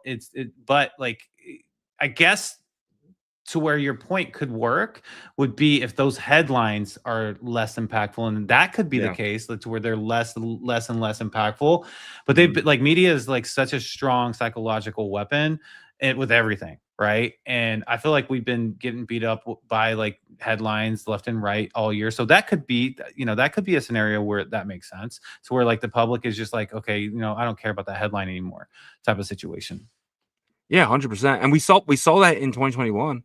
Right. Like I remember like in February, they came out like there was people coming out and they're trying to FUD the markets and stuff like that. Bitcoin would drop for a day. The next day would have a giant green candle. Right. Same thing with Ethereum. People came out and they tried to FUD Ethereum. Same thing. So we might start getting into something like that now where it's just like maybe we have one bad day instead of one bad week. Right. So we'll see. Major news from Coinbase, though. They crypto serve as a service platform is now powering PNC Bank. The launch of direct Bitcoin trading for PNC Bank private bank clients. PNC Bank clients can now buy, sell, and hold Bitcoin in their existing accounts. PNC is the first major U.S. bank to support this type of offering. You can now go to your PNC Bank. You will have to walk in and talk to somebody, but you can now buy Bitcoin through your bank, and your bank will custodian it through Coinbase. Absolutely wild to say that out loud. It is. Yeah, it is. I mean, like, imagine seeing this headline in 2024. Everybody would be like, what the heck? So, the infrastructure is still, being created, and these type of announcements are really big for Bitcoin. For now, just Bitcoin, and once they announce Ethereum, if they do, I expect Ethereum to probably, I don't know. What do you think? Do you think Ethereum gets rolled into something like this? Or because I feel like Bitcoin is really, as a concept or like a perception from institutions and stuff, is very close to like gold. It's starting to get really close to that. And so it's like, banks can hold gold, but will they hold silver? I don't know. You know what I mean? Probably can at some point, right? Like they did eventually. So maybe Ethereum trickles down to that, but there's obviously going to be a stopping point to where banks will be like, okay, look, exposure kind of stops here with the risk curve. I think they would love it because they can stake it. Let's just say they're custodian it for you. They can drop it in a light. That's a whole nother deal. Like if they actually play ball, if they play ball and they say, okay, look, like we can offer products that our consumers can make, 4% interest on a regular checking account, that or whatever concept similar to checking account, but holding ETH or whatever, right? Yeah. Then they'll take the 1.5% all day on everybody's money. You know what I mean? But the problem is that like we know about this kind of stuff, right? So we know if they're trying to offer the public 2.5%, they're taking like majority, right? Yeah. But the regular people don't know that. But I think they're afraid to do that because like people are going to talk about like, what the rate is. So they can't get away with that kind of stuff anymore because there's too much knowledge or information out there. They're not going to offer it to their clients. They're just going to stake it through Coinbase. Coinbase is custodian, right? If they say, hey, lock this up and give us the profit in Ethereum in the profit. Why would they? Why would they give it to the clients? Right? Why would you go through your bank? The same reason you would do Bitcoin. The same reason. These are older people because they guarantee, and eventually it's going to be FDIC certified to where holding it there is if something gets hacked, you don't have to worry about it. You'll get what you have because up to $200,000 or whatever it is, right? So I think that's why they would do it. The same reason they hold your Bitcoin is the same reason why they'd want you to hold their Ethereum. They're not going to think about the staking part of it. And for them to go to Coinbase, it's too much for a lot of elderly people and the people who've already made their money. They just want to hold maybe the assets, really old people, but I do think like at the end of the day, like that information is too public. It's too public. It's not because it's going to be through Coinbase. So no one's even going to know it's going to be happening. But no, I'm saying people like us know how much they're making off of the staked ETH, right? People from like our industry and stuff like will be like, don't do that. You're losing like, tons of like you could be earning if you went through like a decentralized approach or something like that, right? I mean, wouldn't you tell one of your family members that? It depends on the safety of this asset, right? You got to remember, FTX went down. We saw massive exchanges go down. People lost tons of money in the exchanges. I'm now guaranteeing you that your Ethereum is going to be safe, no matter what happens. Now, if I tell you to go put it on Coinbase, you got to press a couple buttons, and you can potentially get someone sending you something in the mail, and you click on it. You accidentally sign into your Coinbase account. They take all your Ethereum. We've seen it millions of times. It happens every single day, especially to people who are not crypto friendly. Put it in the bank. It can't be touched because there is no sending it out, right? If something does happen, the bank can say, okay, we fixed the problem. Your Ethereum's fine in your account. Well, I think Coinbase would probably have to be a part of the guaranteeing as well eventually. They're not going to do that. If they're applying for a banking license.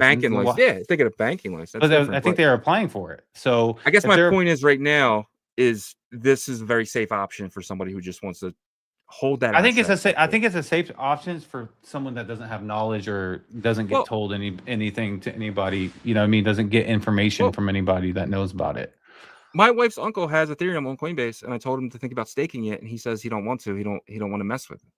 Right. So well, I think Coinbase offers a staking product though. You got to hold the staking asset. You have to hold. You can convert Ethereum into the staking asset. Yeah, but I mean, they can do that. You know, you can do it through the app, right? And but he doesn't want to touch it. He buys it. He don't want to touch it. Yeah, well, I told him to try it, and he says that's a totally different like mindset. Well, that's what I'm saying. That's the mindset of most normies. Yeah, I guess. I mean, like everybody keeps. Yeah, I mean, like people, they obviously have millions and hundreds of millions of accounts, right? Like all these banks, and I'm sure there's a very small percentage that have CDs or any type of interest bearing account. So, yeah. The next thing here is really interesting. Arkham announced the launch of Zcash on chain tracking, labeling over 53% of the Zcash transactions, including both shielded and transparent. So Zcash is only private if users actually use the shielded features correctly, and most of the network never did. Transparent or T addresses, which work almost exactly like Bitcoin, they are not private at all. Shielded, which can be private, but only if both sides of the transaction can inside the shield. So I don't think people really understand that Zcash is basically like Bitcoin in the sense of it's very traceable, unless I agree to send you a Zcash, you agree to take that Zcash, right? So you're giving me your private address, I'm sending it from my private address, and it goes through a pool, mixes, and then goes to you, right? So many people aren't using it in the privacy way. It just kind of shows you right now that people aren't buying this for privacy. They're buying it for number go up. Yeah. They're buying for number go up and meta. And the meta is privacy, and that is what creates number go up. But it's so funny though. It's like, did you hear about Zcash, the developers and founders? They sued people that were like using Zcash in their marketing and stuff like that. You know, because they were saying that like, you never approved this and stuff. Yeah, on this run up or whatever. There was like a lawsuit or something. Zcash was decentralized though. How can you sue somebody? Yeah, I mean, I did see it on X, so just take that at a grain of salt. But I did see that like they were getting legal with it, which is weird. If I put Ethereum on a hat and sell it, Ethereum Foundation can't sue me because it's a fully decentralized open source product, right? So it's not like I don't get it. I don't get if that's true. Because it just doesn't align with the Zcash period. I mean, you're gonna sue me for using the branding, but you know, it just doesn't. I don't get it.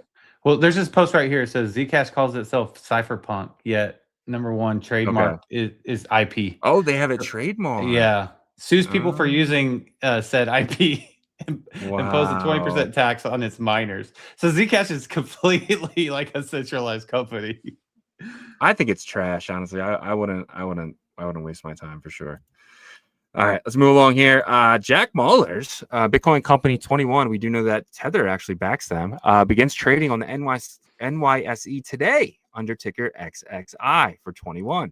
Jack Mallers now has his own version of MicroStrategy, where they sell down the stock and buy Bitcoin with it. They're going to start with, I think, $49 million in Bitcoin or something like that, very small amount, and they're going to grow that. And potentially, you might see the Tether actually come in and put some of their Bitcoin into this as well.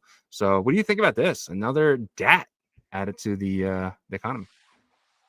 I think Jack Mallers is probably going to do well with this because I think he's a really smart. I want to call him kid because, I mean, let's be real. He looks like he's 16. He's like 29, dude. I know, but doesn't he look like he's 16 though? But like he's had like so much success in the things that he's done. And so he seems to be someone that, you know, has the right head on his shoulders to have a successful DAT type of business. Because I think DAT businesses are like very risky, right? Because, you know, you have to make sure, first of all, you have enough back capital, you know, in the system's working well. You know, MicroStrategy is a popular stock. It's a very popular stock. So it can sustain and support, you know, the craziness of Michael Saylor, right? But like David Bailey from Bitcoin Magazine and what is it, Nakamoto Strategy or not Nakamoto Strategy, Nakamoto stock or whatever. Yeah, Naka, right? So like, I'm not saying that like his situation is failing, but definitely like from just the jump, it's like higher risk because the stock itself hasn't been established like MicroStrategy. MicroStrategy before Bitcoin was like a successful, and I think they still do software, OS custom creation for clients and stuff like that. I know that was a big part of their business. But with Naka, yeah, sure. I guess you can just tag Bitcoin Magazine to it. And he's done a great job with Bitcoin Magazine, by the way. Like that marketing part of it, he's amazing. But like with the Naka stuff, like people were nervous about that, right? So I kind of think about this, but then like I think about Jack Mallers having like that just really good head on his shoulders to where I think he'll have success with this. And who's funding this, right? It's the greatest company in the world, Tether, right? So it's like Tether was the first donation of the Bitcoin into this. So it's like, they're going to keep putting more and more Bitcoin in this. Like this. So they put Jack Mallers as the face of this, but it's what's his name? Polio, I think that right? was, that was such a, but still, I think it was really genius for them to do that. 100%. Super young, really smart, can articulate very well, and also debate very well because he's constantly asked to be on CNBC, and he delivers pretty damn good when in those interviews. So it's funny though because sometimes I'm just confused with him because I'm like, all right, like how maxi are you?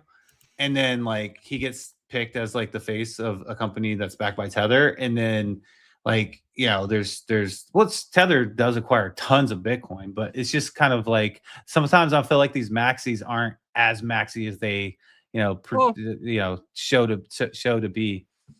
Tether started on Bitcoin, It did. and it did. That used to be my one thing that I would always talk about Bitcoin history that I learned.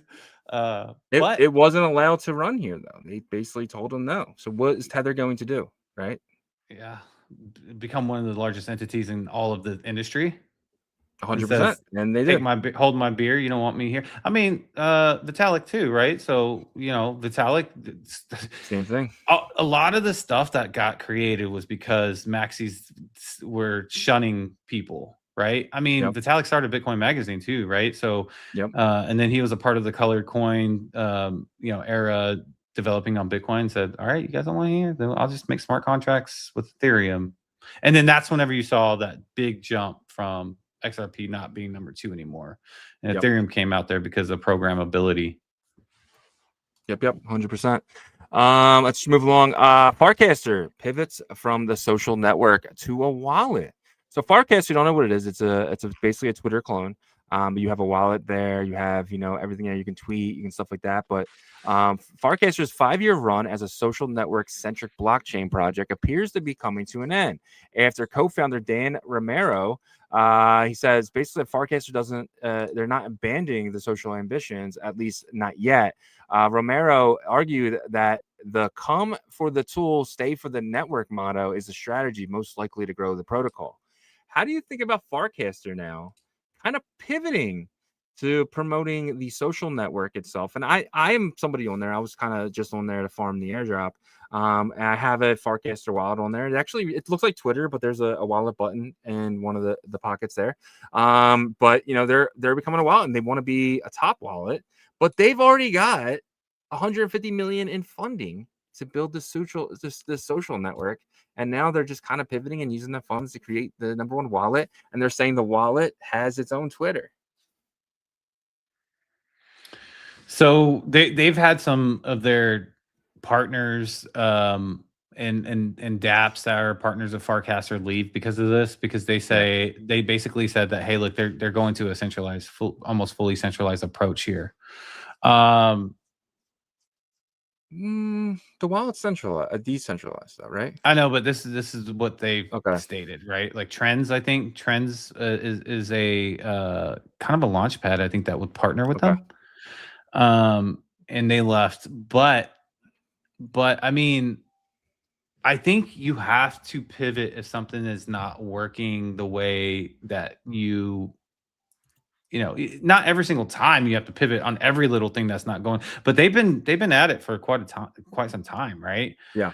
And so you do need to be open-minded enough to pivot and say, hey, look, this might not look like what we started with our idea or our dream or whatever it was, but we believe this is the direction that the industry is going to go for our best success. And I think you got to respect that, as a consumer, like another builder, the ecosystem chain, you got to respect that because, if first of all, you entrusted them with the lot, right? 150 million, Yeah. but there's a reason why you did it. And it was because you thought that they could accomplish something great. And if they have to pivot, then they have to pivot, right? Now, do I think that they're going to have success with this? I don't know enough details with it, but at least they're keeping the social aspect to it. They're keeping some sort of social aspect to it. I'm sure that because they're a big part of Base too, right? Yeah, I mean, Base was going to use instead of Twitter, they were going to use Farcaster. Yeah.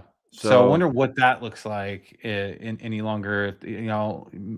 I would imagine that they would still try to continue to work with them, but again, if they are pivoting into like a wallet, and Coinbase already has their wallet, but the social aspect is what they all wanted. So it's gonna be interesting to see how they end up, because they're a big name. That but it's all about expectations and potential. Potential can raise a lot of money, but it can not make a lot of money, and it can make a lot of money. But it seems like so far, they're just trying to figure out what's that product, what's that like fire product that they can start making revenue with. Yeah, I think they're realizing what Elon realized, 4 years ago when he bought Twitter, right? It's like people are they're so stuck in the stuff they use. They're not willing to change, right? Like they're not willing. Like if Elon created his own version of Twitter, yeah, 100%. But if Elon created his own version of Twitter and said, "Hey, I use my product," he probably would get like maybe 20% of the adoption, right? But just buying Twitter itself and then being like, "This is mine now," is the better option because the users like already use X. Crypto Twitter is already a thing, right? It's already there. So for them to try to kind of be a Twitter competitor, I think was the wrong move in the beginning because people are just not willing to change. Like, there's no reason for me to go over there, especially when it's just crypto people. Right. And it's really just Ethereum guys. Like, that's it. That's the only people that really own there. It's same thing with Blue Sky with Jack Dorsey's product. No one uses that shit. And same thing with Facebook's product, Threads. No one uses that shit. Right. It's like one of those things where people aren't willing. They like what they like and they stick to it. And that's it. And I think this was so necessary. Otherwise they'd fail. They would completely fail. I think the wallet is a really smart move. But again, now you're competing with Base. You're competing with the Coinbase wallet. You're competing with, MetaMask and all these other wallets. I think there's competition. And I'm somebody, again, I use MetaMask. I think MetaMask is a terrible product, but I'm used to it. You know what I mean? I'm not willing to change. I like it. I've always used it. And even if there is a superior product comes out, I like what I like because I don't know. You know what I mean? I'm not willing to change. Yeah. Well, MetaMask is willing to kind of change a bit here. They've added Solana, they've added Bitcoin address. They haven't added the Taproot addresses yet, but I think that's going to come in the future. But yeah, you're right. You got to pivot because during the .com boom, it didn't happen right then. But what came out of that the next 5 years to 5 to 7 years, really, say like mid 2000s to late 2000s, was the elite social media companies, kind of like you were talking about, right? You had the Instagram, but they all had their niche: Instagram, Twitter, Facebook, and then the ones that were like each of those that try to compete with them died off, right? So now it's like, what's going to be those leaders in this industry? And you can only have really one that you do really good at this. You can have a little twist and then be really good at this as well, but it's going to be interesting. 100%. Mike Bennett says, GM y'all, when investing and learning to mint new things going to be fun again? Retail needs fun. I think he's pumping a token called Fun. I'm not sure. Bandit says, remember Zcash is a fork of Bitcoin, 20 million tokens. Yeah, it's true. Myself says, you want true privacy? Monero Pirate Chain Darrow, yeah, 100%. Mike Bennett says Jack is so smart, streams a lot. Talking about Jack Mallers for sure. Johnny Utah in the house. Appreciate you, my friends. It's GM friends. What's the next narrative outside Zcash? Got to load some bags up, y'all. No, I wish it was a counterparty or Rare Pepe, but let's be real, only 5 people care about those frog pictures. Yeah, what do you think? What do you think is the next narrative? If you had to guess, if we're in the privacy narrative coming out of it, I guess. The ton stuff is interesting, but we've seen that ecosystem get. I think there could be something really crazy that comes out of there just because of the dynamics of how Telegram works. You know, like you said, you can buy phone numbers and you can do these unique things to them. But I do think it needs to be even more like interactive. Because it is already pretty interactive, but like if they can get to the level to where people are addicted to like going on Telegram to trade things, I think that could be huge, right? Because people are using Telegram right now to do like sniper stuff, volume bots, all this stuff, but it's more of like the advanced like traders and deployers of coins and stuff, right? Yeah.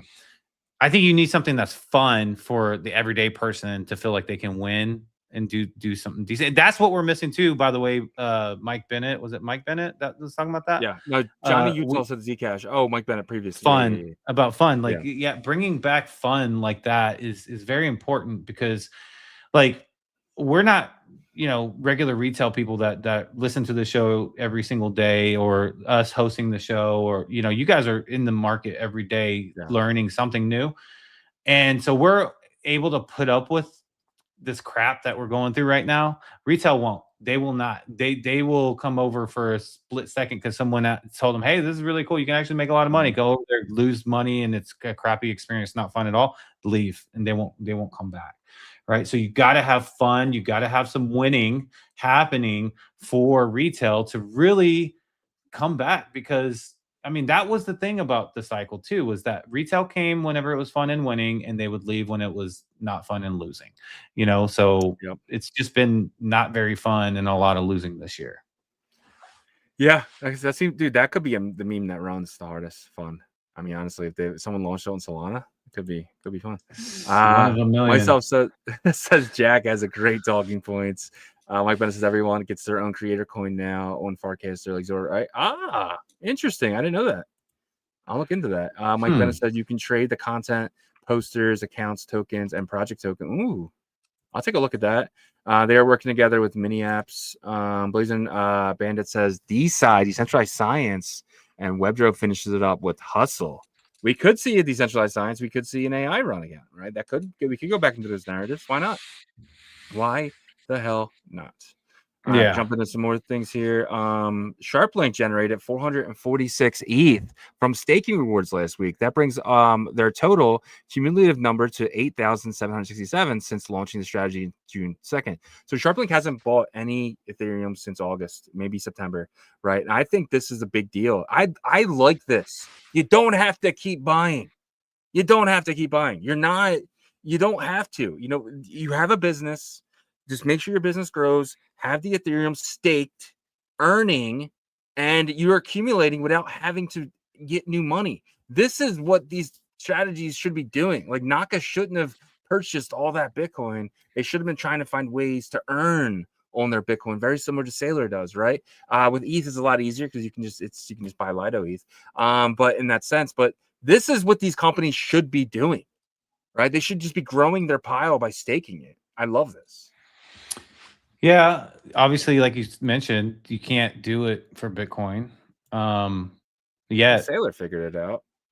Yeah, I don't know what he's doing, but isn't he going through a custody?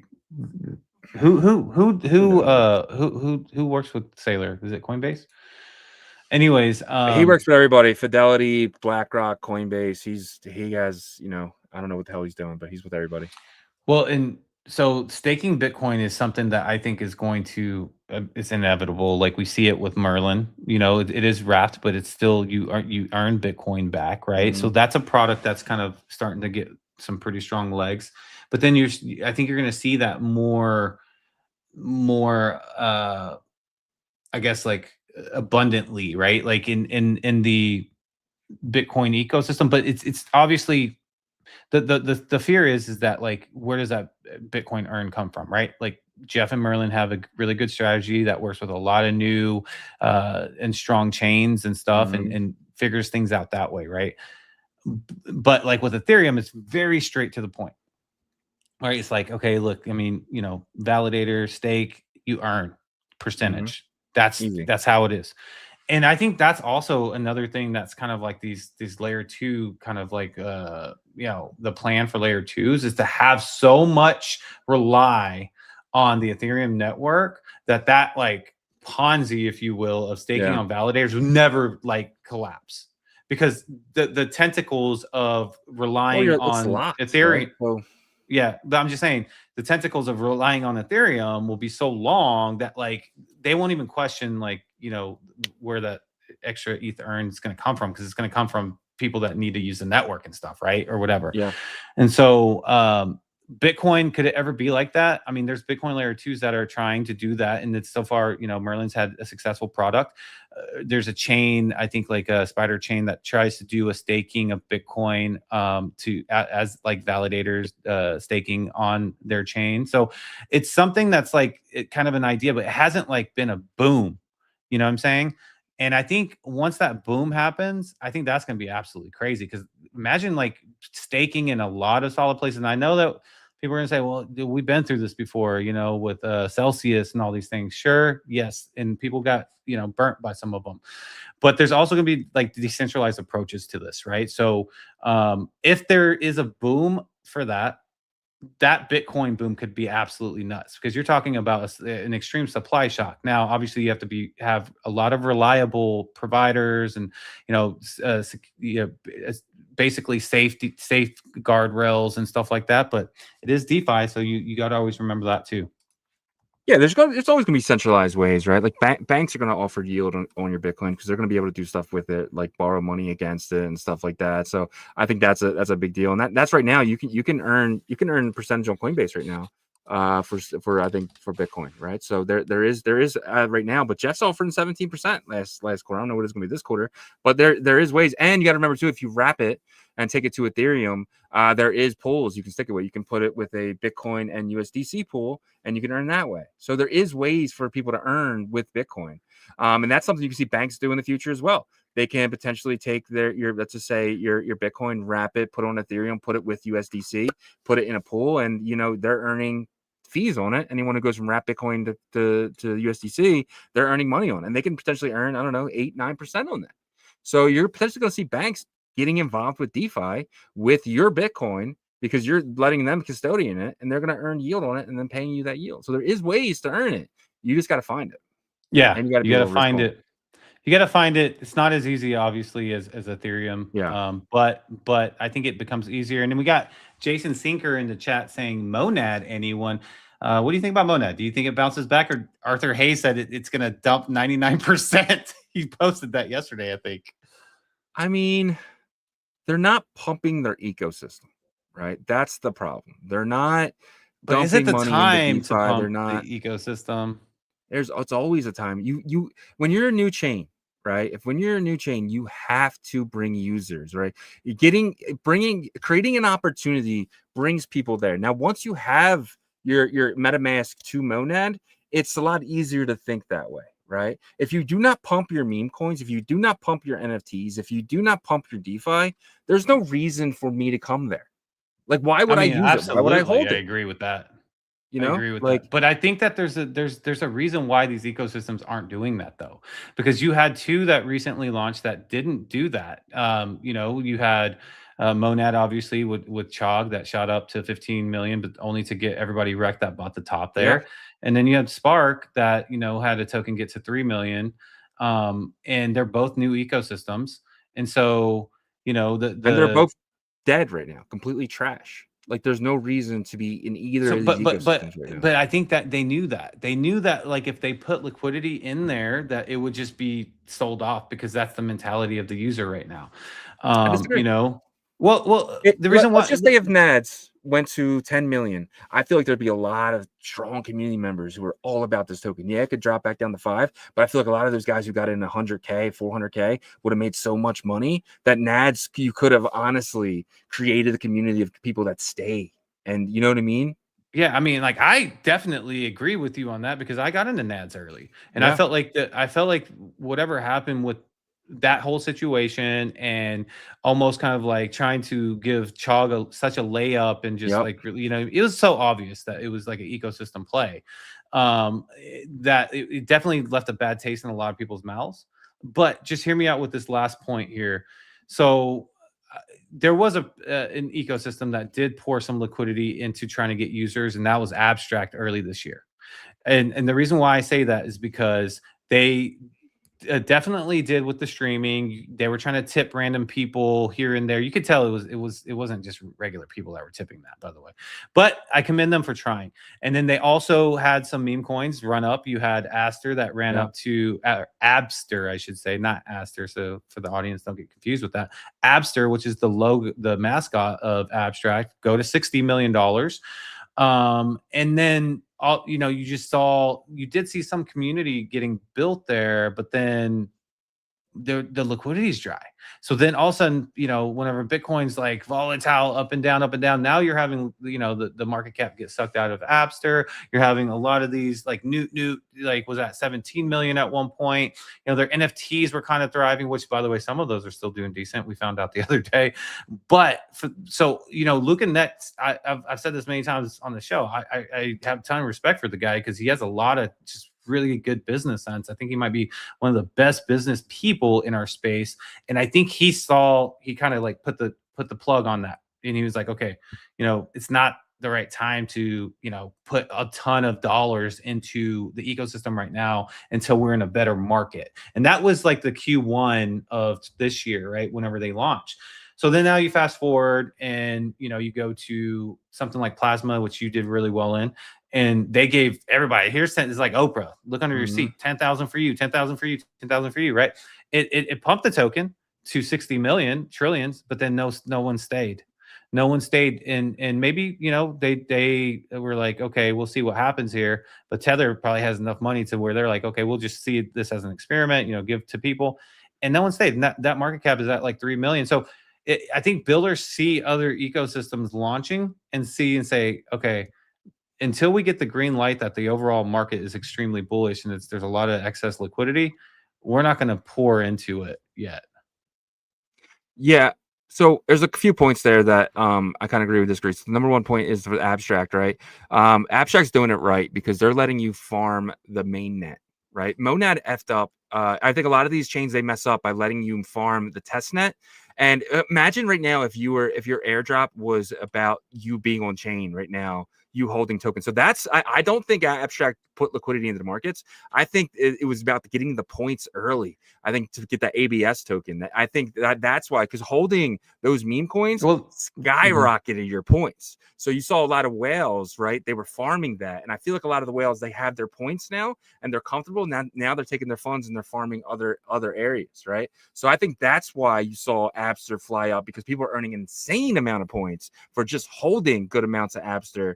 And that's why you kind of saw that liquidity, and you kind of you thought it was from the Abstract chain, but I doubt Luca was dumping anything into there. I really believe it was about people farming the points. And that's why Monad messed up, because they should have done their airdrop to people who use the chain mainnet and not the people who use the test net. Same thing with I think that's where they messed up on the other one as well.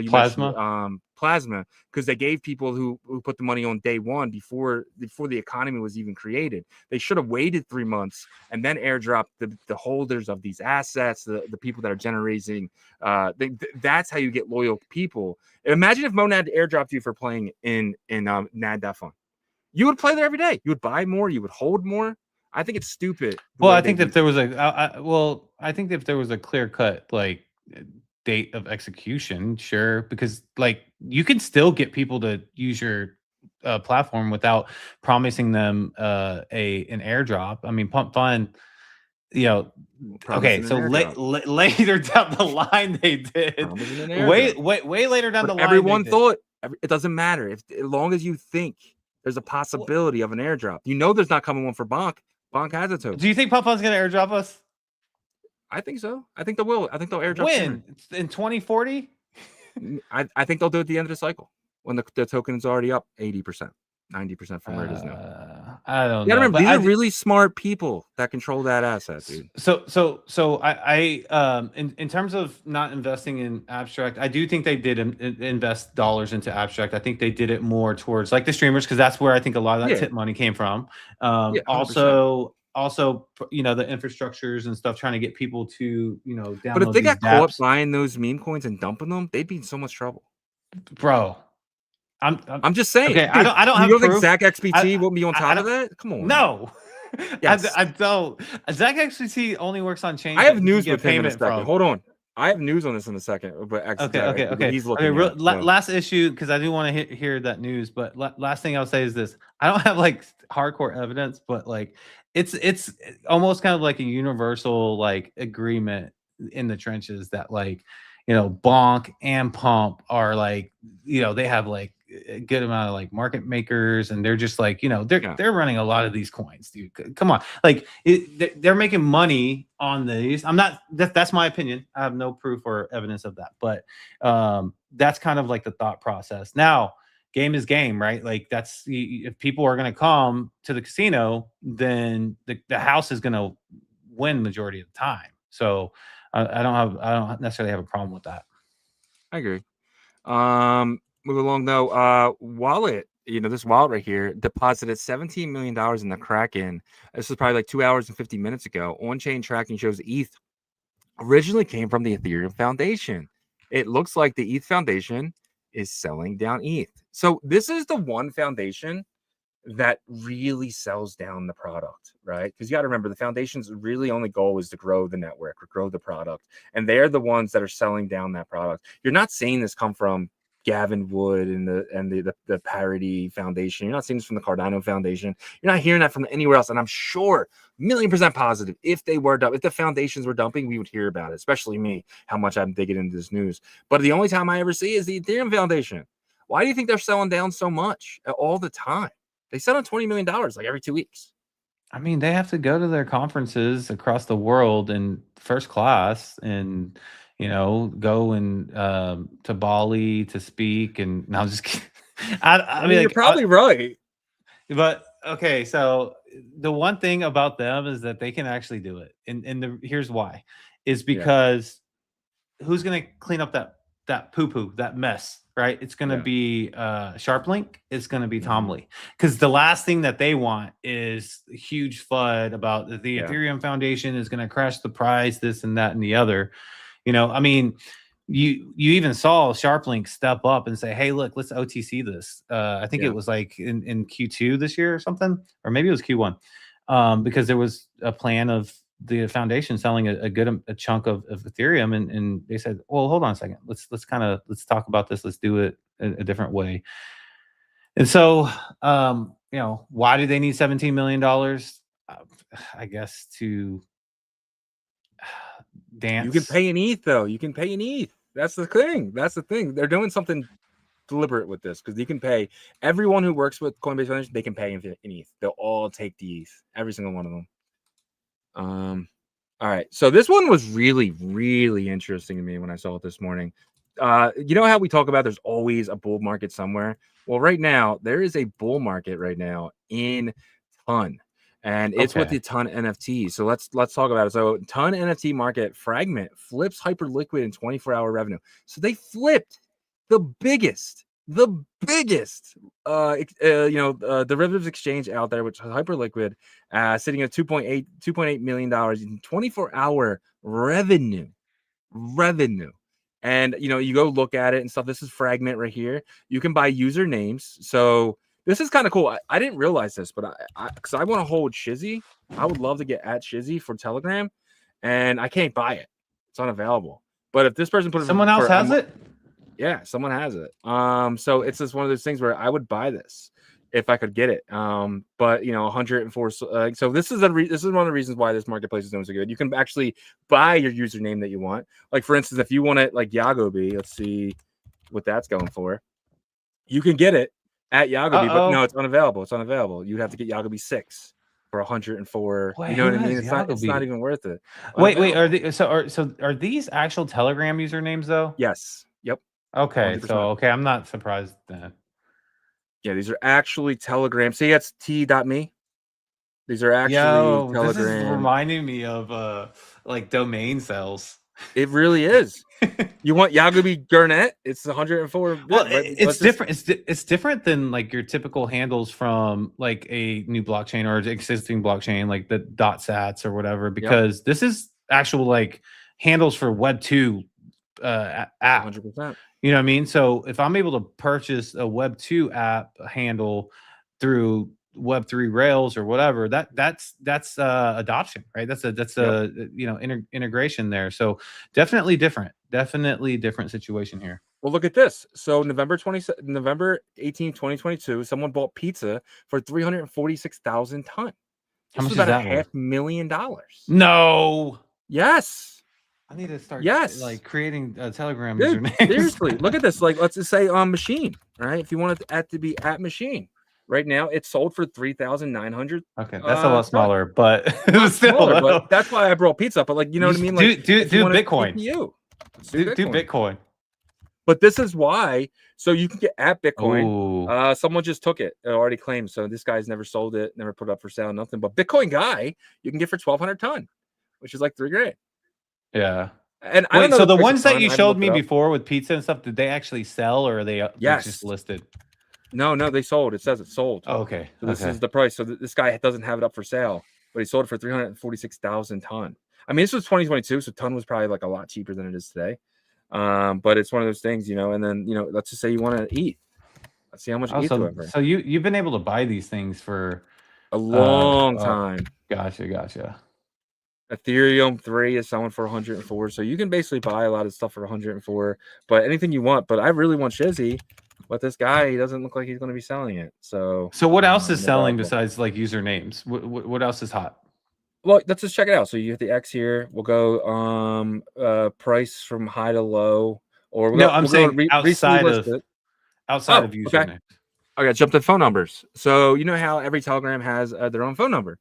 Well, you can get a phone number here. Look at this one. Minimum bid. These are bids now. 19,000 ton or $33,000. It going for 222-4444. And then you got, I wonder how much 8675309 is going for. What was that from? It's a song. 8675309. Okay, it's like an 80s song.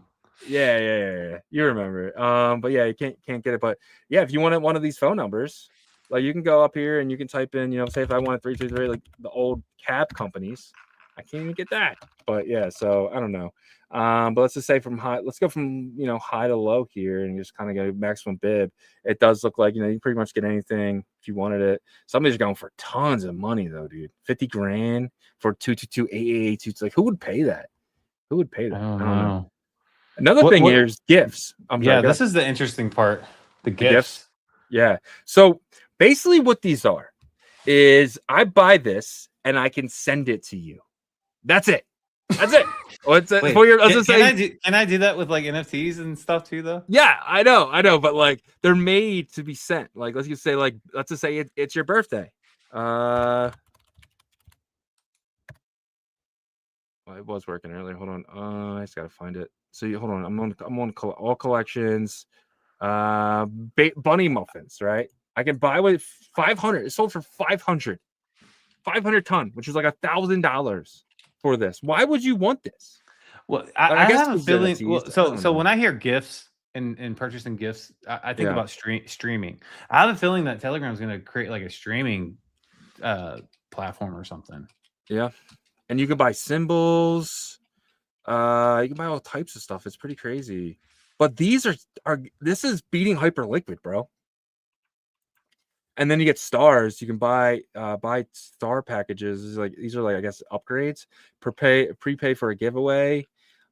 Premium ads. So you can pay for ads. You can add for sponsors. Use tons sponsor posts. Content creators. Yeah. I didn't know you can even post. I didn't know you can post like Twitter. So Fragment is the platform. Yeah, it's fragment.com. But it's really interesting. The only thing I would buy is probably a username. I wouldn't probably buy a GIF or a phone number, but this platform is beating Hyperliquid, which is insane. Jenny said, like, that's the song. That's the song. He said, that's Jenny's number. But he said, but they did not say they would until the mainnet. I think Monad will do it when did not an airdrop with testnet users was a very big issue. They did do it, I thought, didn't they? I want to. I think they rewarded. I think they rewarded them after mainnet was live, though. So I think they rewarded testnet testers, and then I think their whole like KOL thing was so dumb the way that it was. You know, like everybody was talking about like their Monad card, and they were so pissed in terms of the allocation that they got and all these things. So it's like, I mean, I feel like they built up all this hype. They were building for almost 3 years, built up all this hype and under delivered on it. I think that's where people are a bit, you know, stuck. I mean, I wasn't like hyped for 3 years, so I feel like day one trading was kind of exciting, but like, I'm sure if someone that was in that like for 3 years hyped every day, they'd be like, what happened just now? Yeah. You know what I mean? It's garbage. It's complete garbage now. I don't know. Maybe it comes back. Moving along, though, we got to get to the end of this. Crypto giant Circle has partnered with privacy blockchain Aleo to launch USDCx, a privacy-enhanced stablecoin. And when a new blockchain pops up that I never heard about, it seems like this is going to be a centralized piece of shit. Like, I don't know what this is about, but what do you think?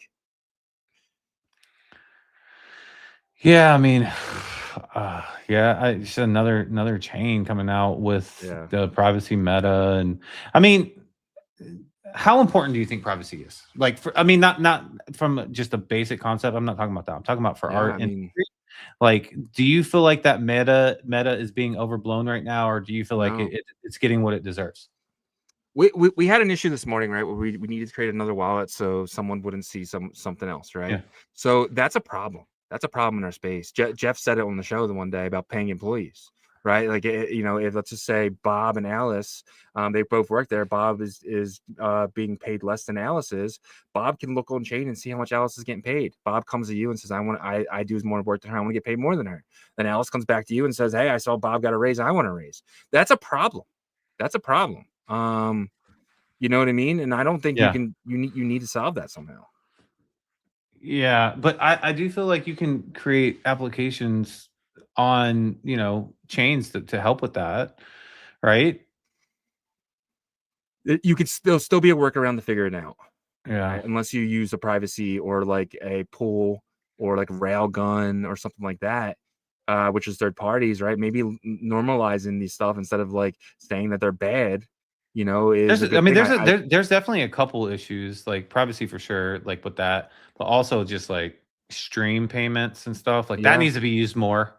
I mean, stream payments, and you could do that. And the thing is too is like, let's just say you go to your bank, right, or you go pay your stable coin with your wallet at Starbucks.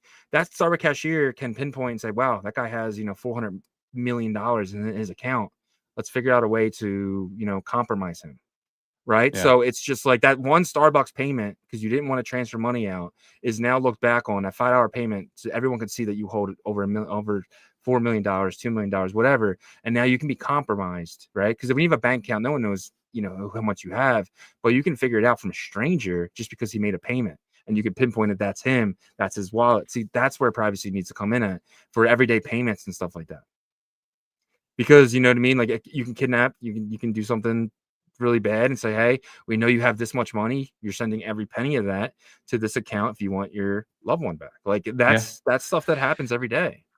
Yeah, I mean, but that's something that you can kind of personally, sure, I guess if they went into a very intense investigation, they could figure out like wallet sent to this wallet to sent to that wallet. But if you were to use, I could do it, dude. If you were to use a spender to where you send to Coinbase and then Coinbase sends out back, you could be okay with that. But you would have to always make sure that you execute that like properly every single time. Yeah. And then, but like these kind of things that we're talking about right now, it shows, from a societal infrastructure, we're still behind, right? Because like we need to replace ACH. That is something that needs to be replaced 1,000%. Like I said, there's streams for that. but like, are they being used? And then also, why would I want to use a stream if, again, like Shizzy can see how much he's getting paid versus Daniel, you know what I mean? And it's kind of like, you know, it's a totally different way of doing finance. And so there needs to be products for this, but then people might say, then we're just going to go back to what we were doing before. You have to. It worked before. That's the thing, right? So we just got to figure out how to upgrade their systems and put them on blockchain and stuff like that and stuff. So I don't know. I don't know what the solution is. But let's get to our next thing here. Zach XPT is offering a $5,000 bounty to the first person who can scrape all the Cato, Wallchain, Cookie, etc. users. Zach is digging into these platforms because he suggests coordinated user farming, fake growth, or linked wallets across Cato, Yaps, Wallchain, Galaxy, Layer 3, Cookie, and Yeet. He wants the full user data. So he's thinking there's a cabal behind these platforms who are actually using this information in negative ways. And Zach wants to figure that out. He's coming after these products right now and saying, no. You guys are coming out. It's talking about, you know, you're doing all this stuff, but what are you guys doing with the data in the back end? What are you guys actually doing? Where is the profit coming from? What do you think? Well, first of all, it's obvious that, you know, there's in any space that people can take advantage of the space, they will, right? As long as there's no you know, super hard repercussions, right, or consequences. And so I saw that earlier. I was like, who is that? Is that Billy McFarland from Fire Festival? No, but yeah, so I do think that's happening. Of course it's happening. People are farming Cato Yaps and all this money, dude. Like, but is there a mafia behind it that's doing it? That's the question. Is there a coordinated group of people? Yeah, there's multiple coordinated groups of people, right, that are doing that. There's coordinated groups of people that run the meme coin area. There's coordinated groups of people that run, like, you could go down probably to the leverage part of everything, right? So yes, there's coordinated groups. You know, what is he going to solve here? I guess, because I think like maybe Cato and some of these projects that are using Cato or leveraging Cookie and stuff like that to get their social, like, they're like probably complaining because they're not getting what is shown, but they're having to put up the money, right? Because they have to put up the coins, they have to put up all these things to reward all of these you know, farmers of social these social strategies, right? And so I think he's probably gonna get a big payday from these guys figuring out, hey, how do we solve this area? You know, I think that there's other areas too that he probably needs to be able to focus on, like that, right? Like the, you know, the meme cabals and stuff like that. But, you know, there's a lot of that kind of stuff in the space still, you know. And actually, do you think there's more than there was in 2021? More like, yeah, 100%. Yeah, because like for these people, they'll put up, you know, money to get like the best, like sniping, the best bundling, the best volume bots, the best, you know, all these things, the best of everything, and they're just running operations, making thousands, tens of thousands of dollars a day, right? Same thing with the Yaps and all that stuff. I really do think that that's what is happening there as well. Sure. And our final thing, I know it's been a long show, but it's Migration Day. Shout out to the great guys over at migrate.fun. It is official as of 3 minutes ago. The greatest migration event in history, the biggest one ever, has started. It's official. It's the largest migration that has ever happened. Right now, you can go in here and you can potentially take a look at any of these tokens that you want to help migrate. We are seeing huge amounts already, 1%, 4% right here on this one for Pyro and a bunch of other ones. But this is absolutely huge. Congratulations to the guys at Migrate the Fund. It's been a long time coming. Absolutely. I mean, you can see all the pump pillies there, right? And this, like, the team, the Emblem team, man, just constant grind.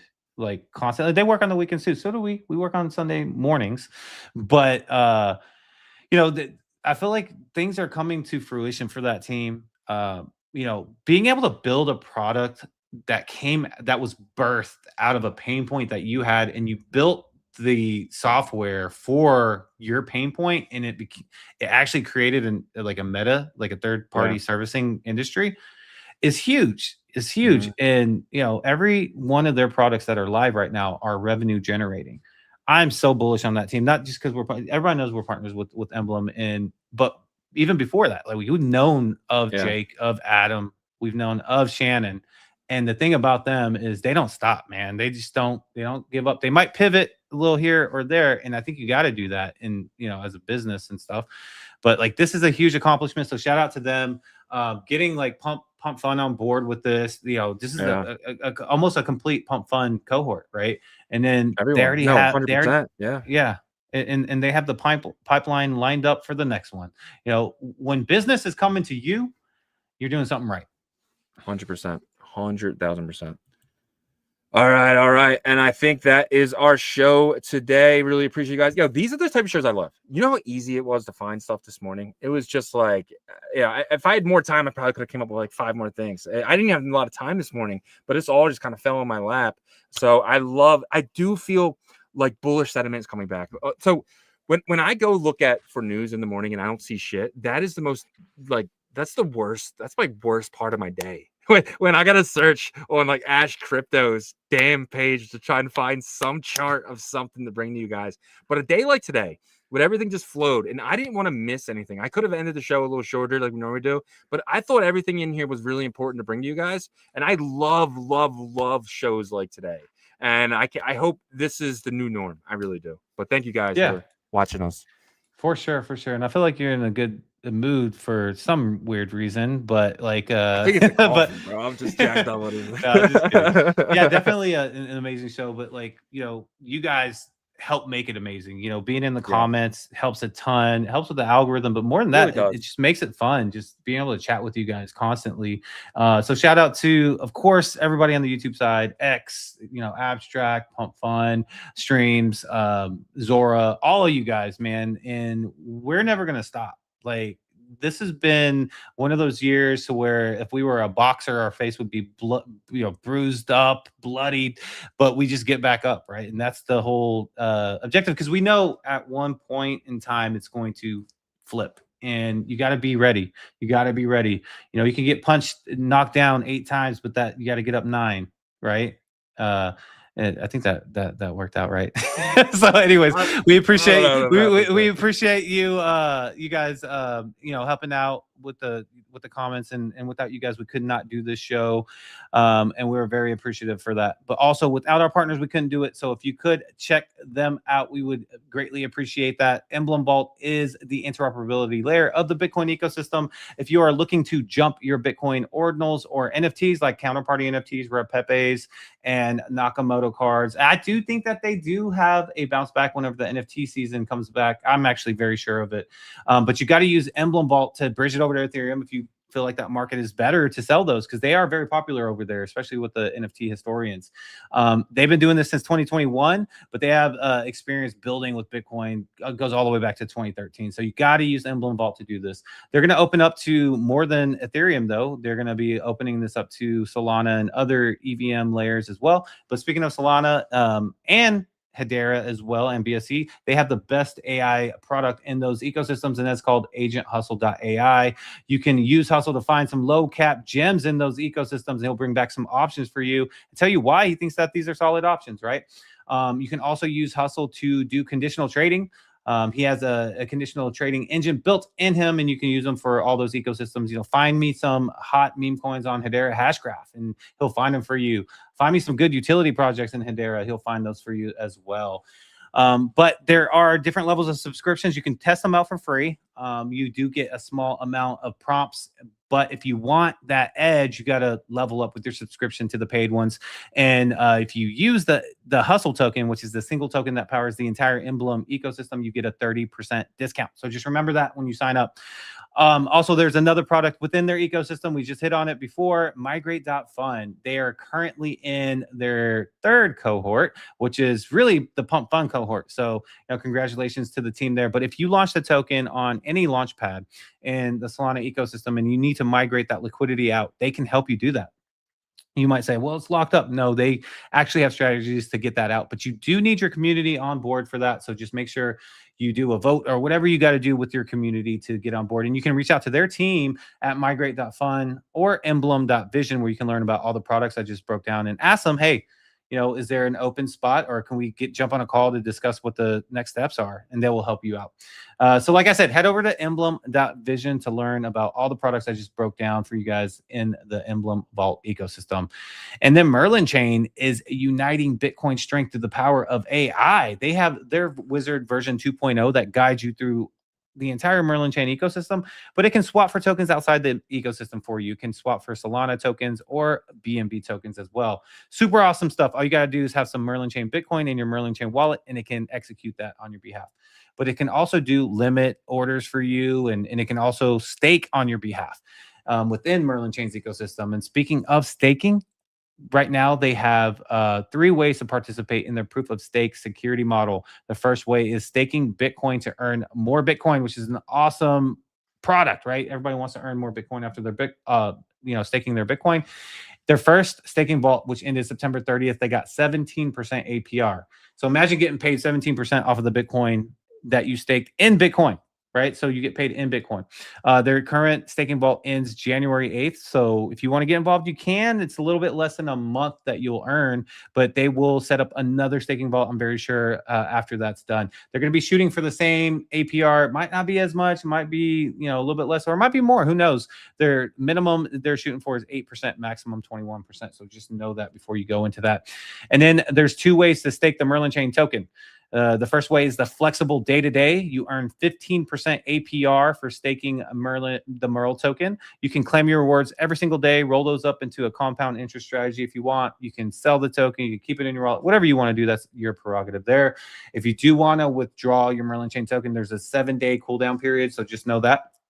And the last option is the bonded 6-month lockup option. You earn 45% APR off of your Merl staked, and you get paid in Merl as well, of course. But with the 6-month lockup, you can still claim it every day, which is super awesome, right? You can do whatever you want with that, those rewards as well. But it is locked up for 6 months, so just know that. But that's why you earn 45% APR. We thank you guys so much for checking out our partners. Yep. Great job, man. As always, if you guys have a few more minutes and wouldn't mind checking out onchainrevolution.io. We have some of the best articles dating all the way back to 2023. If you know someone just entering the space, please send them our website. We really feel like it can help them get started and code up to where we are today. This article right here is really important. Fed ends QT. I think if you don't understand what quantitative tightening is, you need to read this article. They're like 3 to 4 minute reads. You guys can knock them out very quickly. Check out all of our articles. We got an article on Monad, an article on Bitcoin 30% pullbacks, and so much more. So many articles there. And if you guys need a VPN, I highly recommend Nord. I use it each and every day. They have a Cyber Monday deal still available for you guys. So why would you use a VPN? There's many reasons. My main reason is it allows me to use stuff like Hyperliquid and MEXC. There's 2 things that I use a lot. And using them gives me access to, the stuff that I want. And it's real cheap. I'm not using Coinbase and them stealing from me. I can use MEXC and treat it like a restroom. You get in, you do your business and get out. But at the same time, I'm paying pennies on the dollar. If I put $1,000 in, I'm probably taking out $999.80. I'm dead serious. Like, there's no other way. It's the cheapest bridge by far. If you want to go from Bitcoin to Ethereum, MEXC is the place. And you sign up, no KYC. You just sign up with an email. It's stupid not to have an account there. I really believe so. They have perps there as well if you want to trade perps on MEXC. But if you want to trade perps, obviously, I think you should use a Hyperliquid or something like that because it's decentralized. And, again, no KYC. You just use your wallet, sign up, boom, you're in. But you need a VPN if you're in the US. And with this NordVPN, you can lock it in for 2 years and you get an extra 3 months for free. Lock it in. It's like $70. Lock it in, set it, forget it. You have it. You're done. And you keep on moving. And it definitely helps the show as well. Lock in, guys. And when I say lock in, I mean get yourself a hardware wallet. Ledger is the #1 hardware wallet that I use each and every single day. If you have Bitcoin, you have Ethereum, you should definitely have a Ledger because keeping it on hot wallets is not the smartest. If you plan on trading it, yeah, 100% keep it on hot wallet. But if you plan on holding it long term for years and years and years, you need a Ledger Nano. I like the Ledger Nano X, $74. You cannot beat it. I think I paid $130 for mine. So if you are interested, these deals are not going to last long, guys. Go to our website, onchainrevolution.io, hit the Ledger button. I'll take you here, and then you can get your assets here. Make sure you get them from Ledger itself. Make sure it says ledger.com, and do not Do not buy them from eBay. Do not buy them from Amazon. Buy them from the site. Use our link because that helps the show as well. But we really appreciate you guys. That's all on onchainrevolution.io. Remember, we are live Monday through Friday, 11 a.m. Eastern, 10 a.m. Central, 8 a.m. Pacific, and 3 p.m. UTC. Check us out all week, guys. Until tomorrow. Peace.